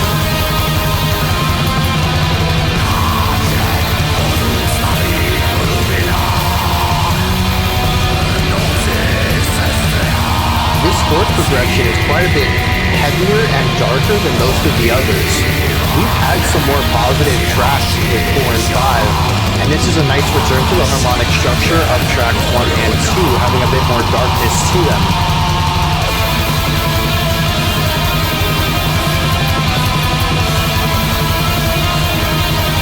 It's very busy between the reverb on both guitars.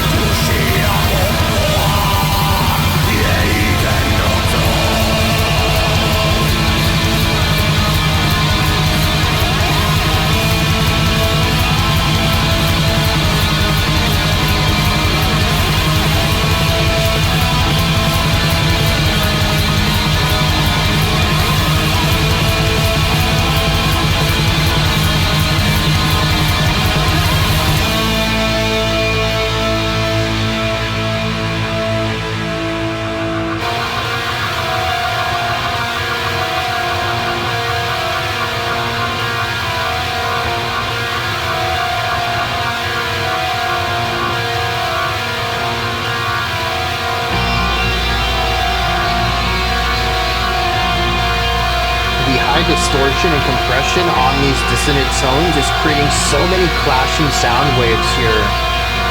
This whole thing sounds like it's vibrating.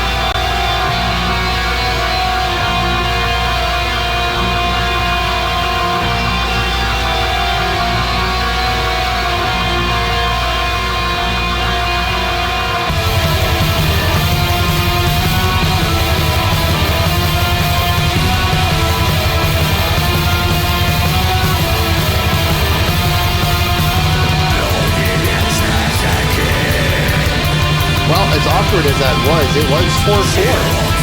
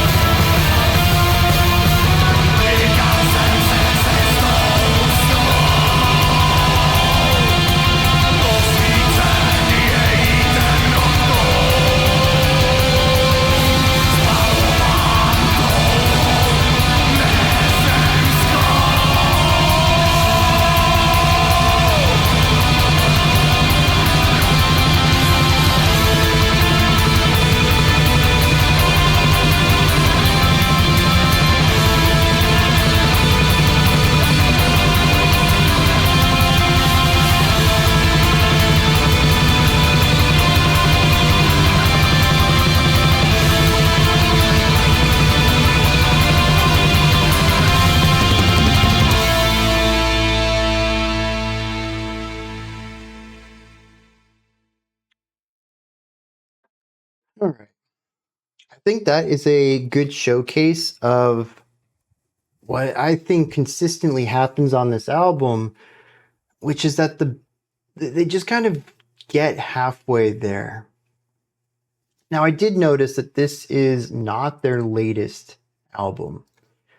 Let me pull this up.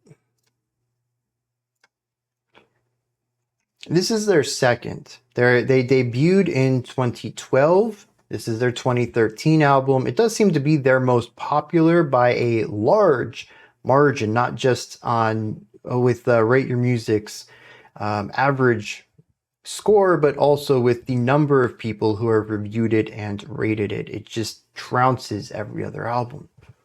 But they do have 3 that have come out since, 2 2020 albums and a 2025 album. They have something that came out recently. Still atmospheric black metal. I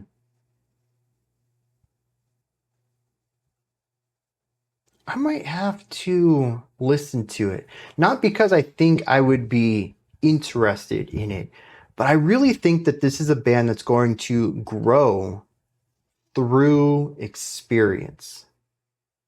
Oh, they have a few EPs too, so okay. Where I'm going with this is I think this is a solid foundation, and they flirt with the idea of doing something interesting, but always stop short. I don't know if they're holding themselves back. I don't know if they're unsure of themselves. I don't know if they're just happy with the way things are. Maybe they hear these, what I consider half steps, and they're like, dude, this is complete. This is fully done. Fantastic. Love the way this sounds.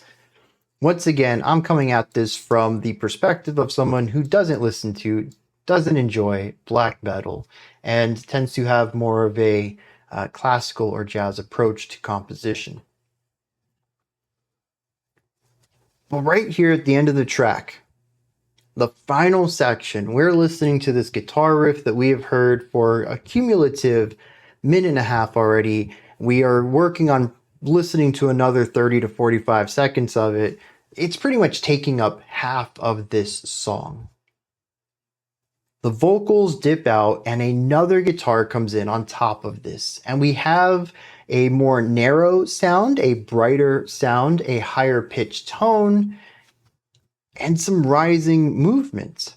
The two guitars are pretty much doing the same thing, which is a bit of an oddity. A lot of the time we're hearing the duality between the two guitars. This time though, they're kind of uniform, and it makes this room for this other guitar to come in. And I hear it play 4 notes, 1 note per bar. I'm like, okay, these 4 notes feel like they're building towards something. Deliver the rest of this melody.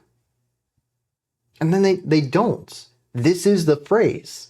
These 4 chords, and then we repeat it. We drop back down, we do the 4 chords. And it's just like, you were so close. You carved out the room for this instrument. You started with a great intro to a melody, and then you just repeated the intro rather than continued the idea in any sort of natural direction.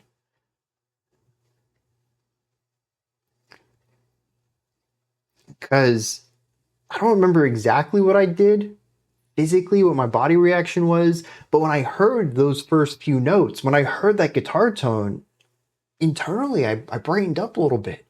I had hope for the end of this song. The song itself didn't really grab me. There are some neat ideas we'll discuss in a second, but this moment right here had my attention. I perked up a little bit. What are you gonna do? And then it was just another form of repetition. Good idea, not fully executed on. The sitar solo in track 1. And again, I hate going back to this because it means that the further we get away from it, the less examples I have of what I prefer in this album. But track 1 to me still sits as a peak. I like Kali Ma, track 4's atmosphere and general sound. It's the least extreme on the album. Like I said, that just matches my sensibilities a bit more. But as far as pure composition goes, track 1 is the peak of the album. You don't want to peak on your first song. This isn't the first time an album has unfortunately done this for me, where they set the bar ridiculously high with an opening track, and it's not indicative of what the album is going to be doing. But that's what happened here. I think they hit greatness there, and everything else has been a half measure. Honestly, I really wish they would lean into that. Make more music that perfectly pairs. The sitar or ragas or any other instruments, the harmonium, which I still think was on track 2, but I haven't heard it since. I think track 3 started with one, but it didn't stick around for a long time. I haven't heard the harmonium since, or the organ, whatever that instrument was. I mean, we've had a pretty straightforward black metal album. And they have really solid ideas to go a little past that. And they don't want to, or they didn't have the guts to do it, the ambition. I don't know. But they chose to start really interesting and then fall a bit more into the normal realm of writing.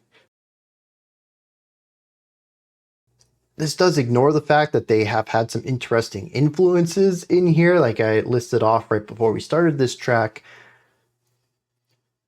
But a good 70% of this album is just straightforward black metal, and I really feel like they have the chops and the ambition and the experience and even the passion to do more than that. And that's where I think experience is going to come into play, where they can test some stuff out, see what works, see what doesn't work, and grow from there as composers.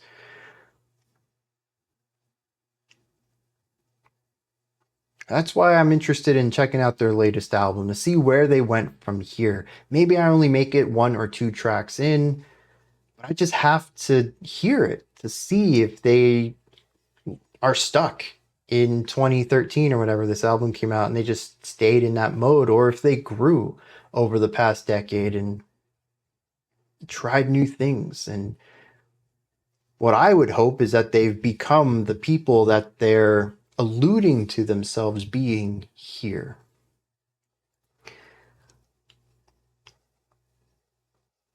Honestly, that's about all I have to say about this track. I wish I could say more about it, but again, it's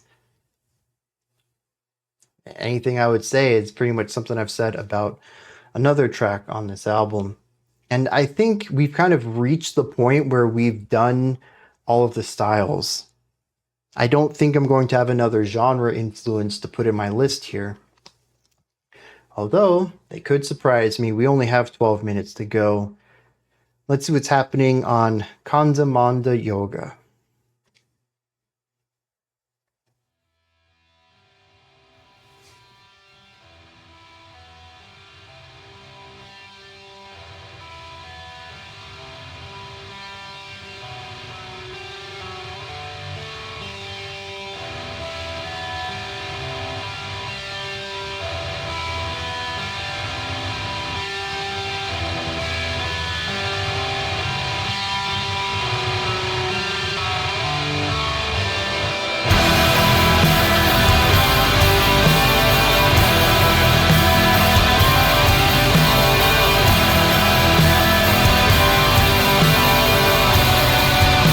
So that's cool, having a harmonic twist at the end of the phrase.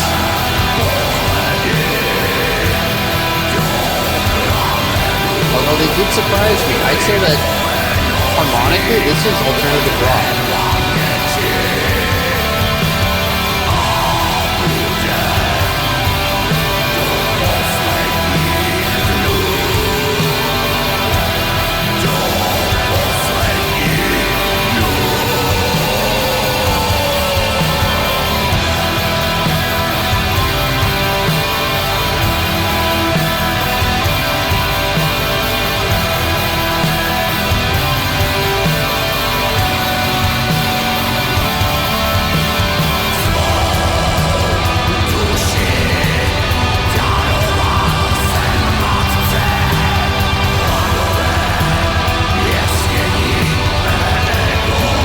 Big atmosphere on the side with the melody guitar in the middle.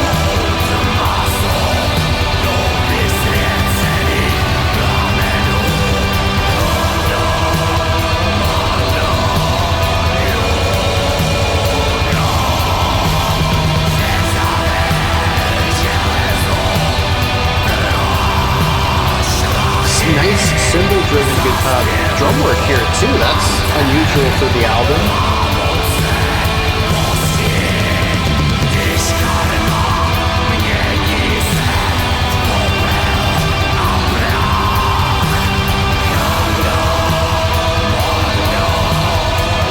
Another situation of that really, back of the throat and resonant vocals, clean vocals underneath harshes.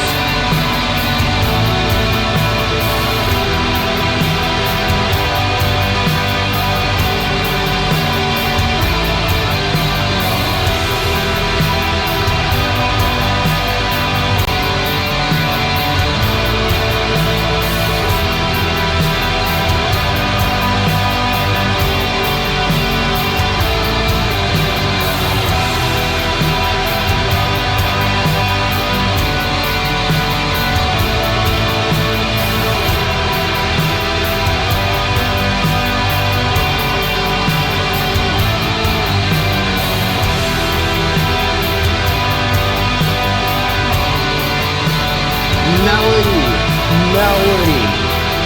This is just too long.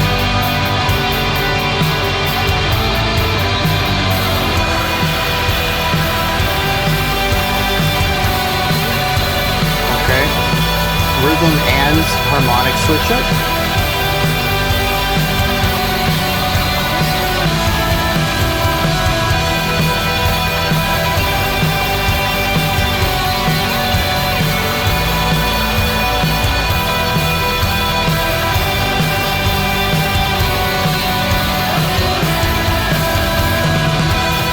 There was that The 3-3-2 on the drum fill.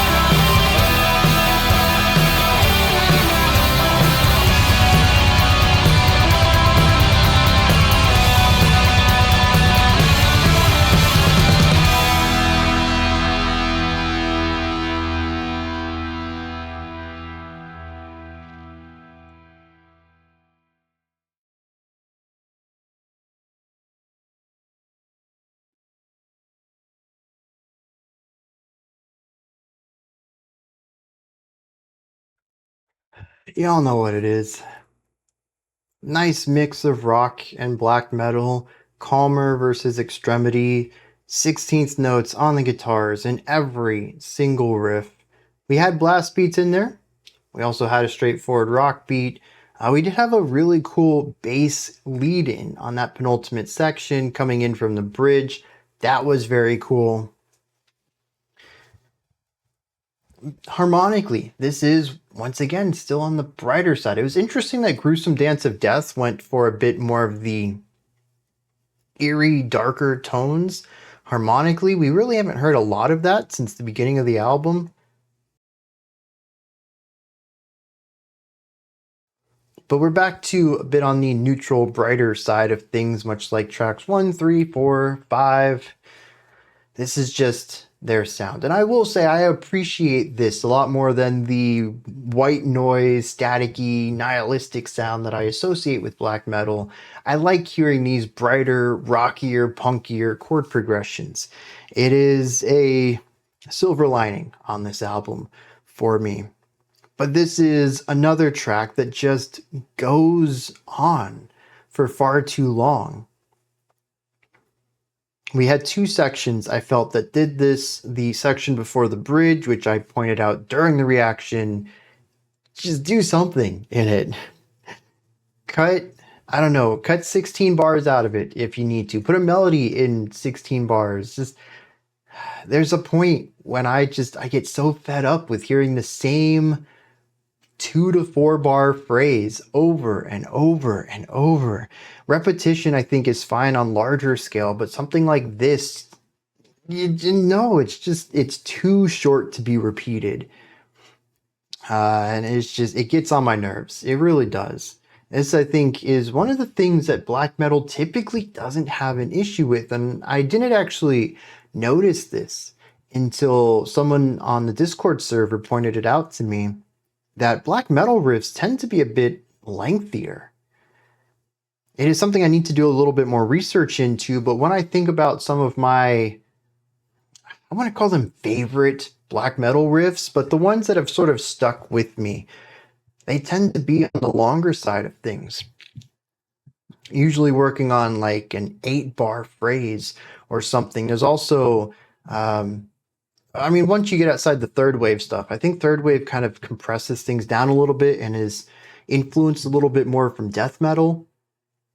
But yeah, longer ideas. And I think a lot of it just comes down to something like this. I think that these ideas were 8 or 16 bar ideas, I wouldn't necessarily mind the length. But because they're 1 to 2 bar ideas, that's where it really starts to get me. And it's a lack of chord progression too.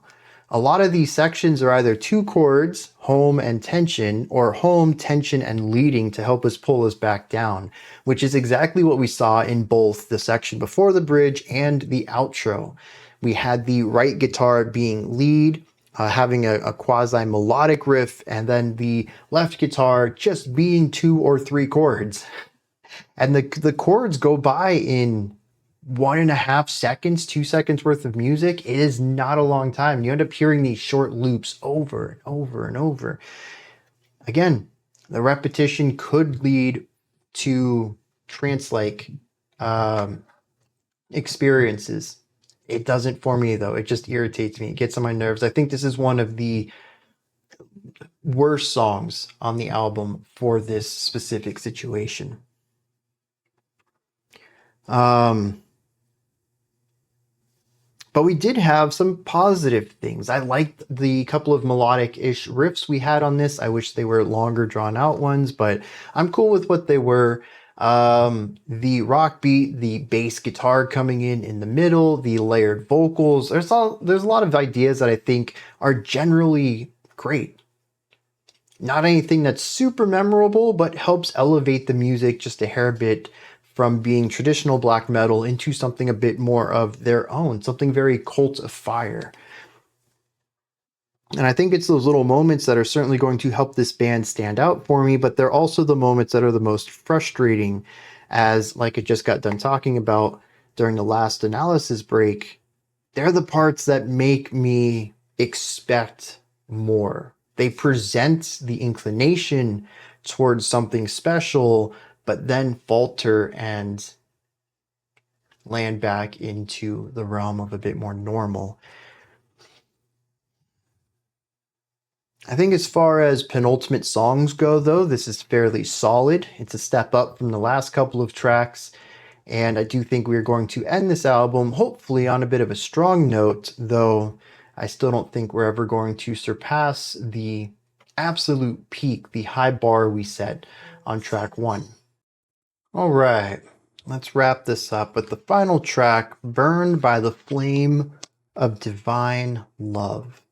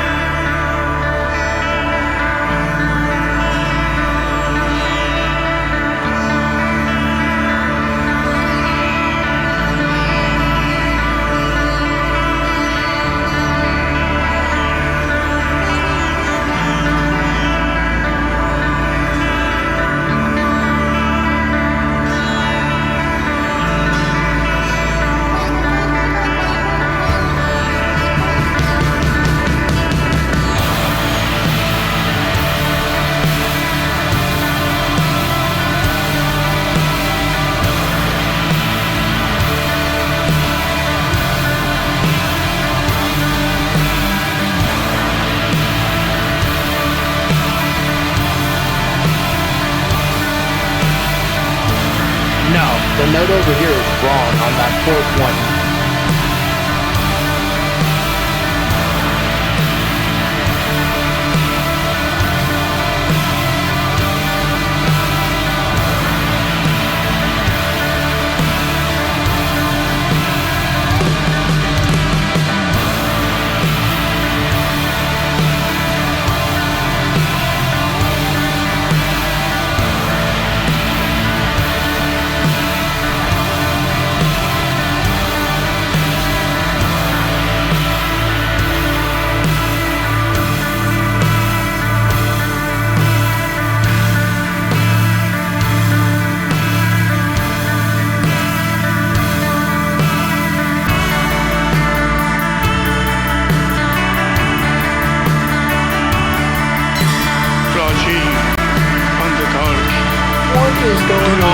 Final track. समय की गहराई में उलझे कर मेरी आत्मा का हुआ था जन्म अंधेरे आत्मज्ञान की ओर मेरी आत्मा अनंतता में लग रही है।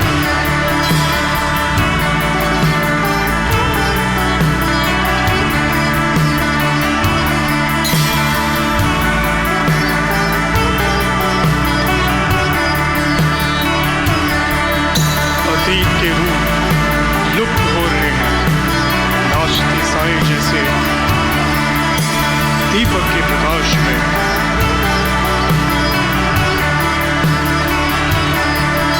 एक अनोखा आकार दूसरे आकार को बदल रहा है और मैं अनंतता में उलझता ही जा रहा हूँ।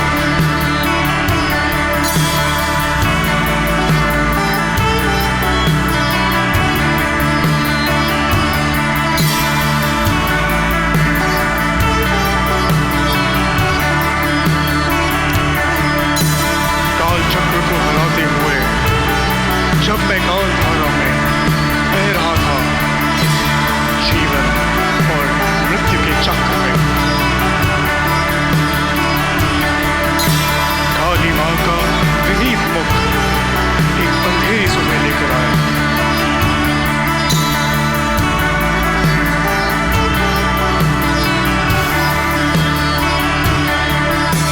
दिव्य प्रेम के प्रकाश से चलता हुआ मैं निःशब्द हो चुका हूँ। मेरी आत्मा ज्ञान से संपूर्ण है और अब मृत्यु परम सुख है। शमशान में उड़ती स्वतंत्र हवा मानवी बस्तियों में मृत्यु की दुर्गंध फैला रही है।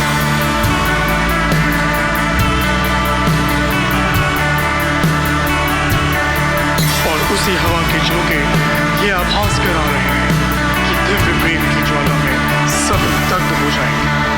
दिव्य प्रेम की ज्वाला में सभी दग्ध हो जाएंगे।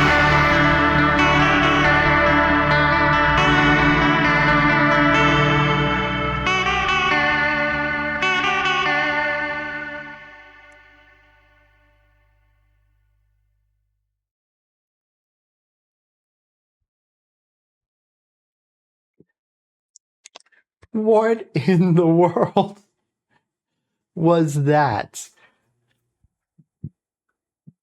We start off with sitar and drone on whatever that instrument is that was behind it. Tons and tons and tons of reverb here.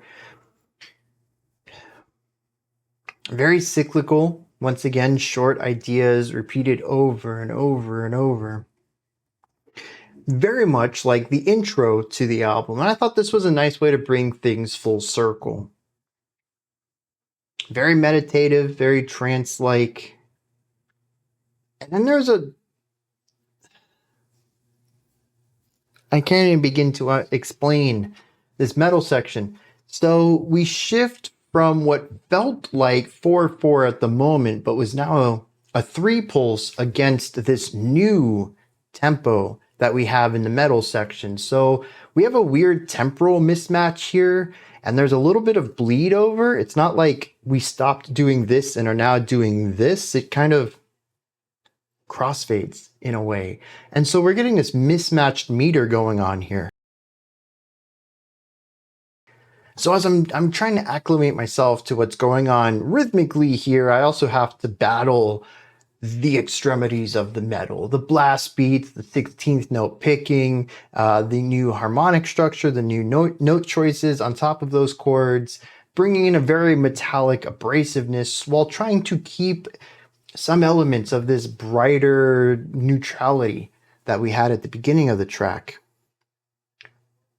And then I started listening to the dyads, which are just 2-note chords 2 guitars are giving us. The first 3 are fine. The 4th one is a disaster. It is a train wreck. It is one of the most tensest things. I think I even mentioned that it was the wrong note, and that's super subjective. It was definitely the wrong choice for anything consonant, but if you're going for tension of any level, absolutely correct. I would never have thrown that in there. It caused me distress to hear it over and over and over. And it wasn't just that one. It's actually a 2-bar phrase where we actually have 4 chords between the 2, and then another set of 4 chords which are a little different. And the final note is even more tense on the second group. It was not a fun time for me. It's abrasive, compressed, staticky sound that I don't like. It's the aggressiveness of black metal, not a fan of. And then they threw in these super gnarly chords on top of that. Absolutely not my cup of tea. And I don't know, move it on. Out of nowhere, though, this stops and we bring back some of that shoegazy stuff from track 4's Kali Ma. Very indie rock stuff. In fact, the final few notes after some of the compression and filters and effect pedals and all this stuff gets pulled off, and we get just this thin, twangy little small guitar sound giving us this core melody. Dude, that is straight up indie rock right there. So, kind of a bizarre ending. I generally enjoyed the ending atmosphere here. Once again, though, I feel like it, along with the 2 sections prior to it, just drag on, though. Definitely works for trance-like stuff. Terrible for keeping my attention. Definitely a skill issue. This entire album is a skill issue for me. I've been trying my best to come at it subjectively as I can with my criticisms, because I understand that it's more that I don't like it than it is that the music is wrong or bad or anything like that. But this song really leans into the longevity issues that I was running into. And while I enjoyed the final moments atmospherically, once again, just lasted way too long. But it comes out of nowhere, like smooth, subtle, trance-like stuff, in your face, weird rhythmic shift, noisy harmony. Another rhythmic shift here. I forgot to even mention that. The ending also is really tough to get into because it doesn't line up rhythmically, but there is a small overlap as we transition from one to the other. But then this is just straight up indie rock with a lot of hazy, gazy stuff on top of it, keeping that compression and 16th note picking from the black metal section, just with less aggressive guitars and still retaining that brighter composition. And I'm just, it feels like 3 completely disparate parts. They have no purpose sitting next to each other like this. It makes no sense in this order. It just feels random to me. We were doing this cool stuff, and then we wanted to be aggressive, so we went in a very different direction. But then we wanted to lighten up a little bit, so we went and did that. And it's like, it's not connected. The transitions are anything but smooth. There's no consistency between them. Even the harmonic structure that I think some parts of this share, it's rather inconsistent overall. And I thought that was one of the things they did really well across this album, is pairing some of their lighter, more atmospheric sections with their heavier black metal parts. And this song just completely blew that out. I don't know. I like to think this album ended with Khanda Manda Yoga. This, I thought, it's another one that's good in intention. Every 4 tracks, we kind of lighten things up a little bit. Kali Ma, Burned by the Flame of Divine Love. Both of these went towards that shoegazy direction. This one also takes the lengthy atmospheric stuff from track 1. We are kind of creating patterns and bringing things full circle. That metal section, man, it ruins all of it. It's really strange to introduce it here the way that they did. I think there is a way that it could have been brought in a way that would have felt more natural and consistent with the album, but here it doesn't. It's really strange to me that they've done so good with this across the album, and here they dropped the ball on this level of tying all of these disparate parts together. I mean, one of my big points is that they've brought the Indian influences and all of these different rocks and metals and stuff together into an album, and it doesn't feel weird for it to be connected.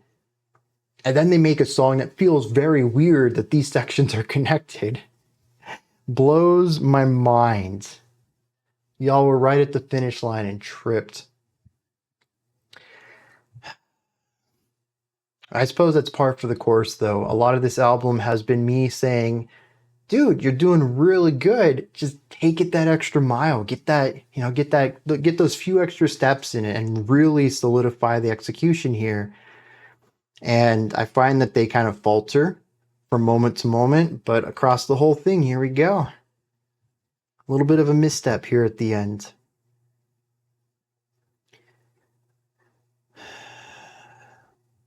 I kind of wish I knew the lyrics, though. I do feel like this is a big missing piece to the equation. Kind of bummed that we didn't get to check those out. Because especially when it comes to music that I don't enjoy casually, I really want to understand it artistically. I think I've done an okay job at understanding their process in their compositional creation, but I don't always understand why they're attempting to do the things that they are. And I think having some sort of directed statement in spoken language, this song is about this concept. I'd be like, oh, okay, so those weird choices make sense within that bubble, within that framework. And this has happened on several albums in the past where musically just bounces right off of me. But then artistically, we bring in the lyrics. I'm like, actually, dude, this is like, it's super cohesive. I would never want to hear it again. But like, it works as a work of art. And here I just have a bunch of songs that are really solid and then just miss the mark a little bit. Maybe what I think is them dropping the ball is actually consistent with the themes they're attempting to explore. I'm just not privy to what those themes are. I didn't pick up on them in the music, and I don't have the lyrics to steer me in that direction. So, I'm going to wrap this up here. These are my thoughts. Cult of Fire. The album is Ascetic Meditation of Death. Okay. What did you think, though? Is there anything that stood out to you? Anything that you would like to add on to what I said or correct me on? Maybe you have your own thoughts and opinions, perspective on this. If you have any additional context that would help me appreciate this, please put that, any of what I asked for just a second ago, and any other thoughts you might have. Put all that stuff down into the comment section. Above that, in the description box, you'll find a link to Linktree. Takes you here. You can find links to my music, ways to support the channel, a link to the Discord server, and so much more. Above that, if you could, like, subscribe, and ring the bell. I greatly appreciate all 3 of those. All right, that wraps it up for today. I'll be back tomorrow, though, 5 p.m. Eastern Standard Time, 9 p.m. UTC as usual. Until next time, remember to be critical, not cynical. Actually, no, I lie. It's Saturday. I get into that habit. Every video, is, I'll be back tomorrow, 5 p.m. Eastern, except for Saturday video. Here, tomorrow, I'll be back at 11 a.m. Eastern Standard Time, 3 p.m. UTC. We're going to do a live stream, just hang out, listen to music. It's very chill, very relaxed, less analytical than we typically do with videos like these. Usually we'll listen to a song and I'll have like 3 to 5 minutes of things to say about it, stuff I like, stuff I didn't like, maybe some stuff I caught. Let me move on.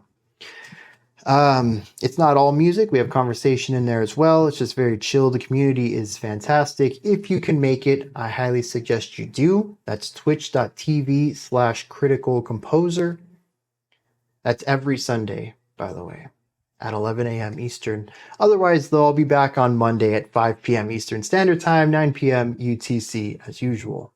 Until next time, remember to be critical, not cynical, of the music you listen to, and have a fantastic morning, afternoon, or evening, whenever you choose to watch my videos.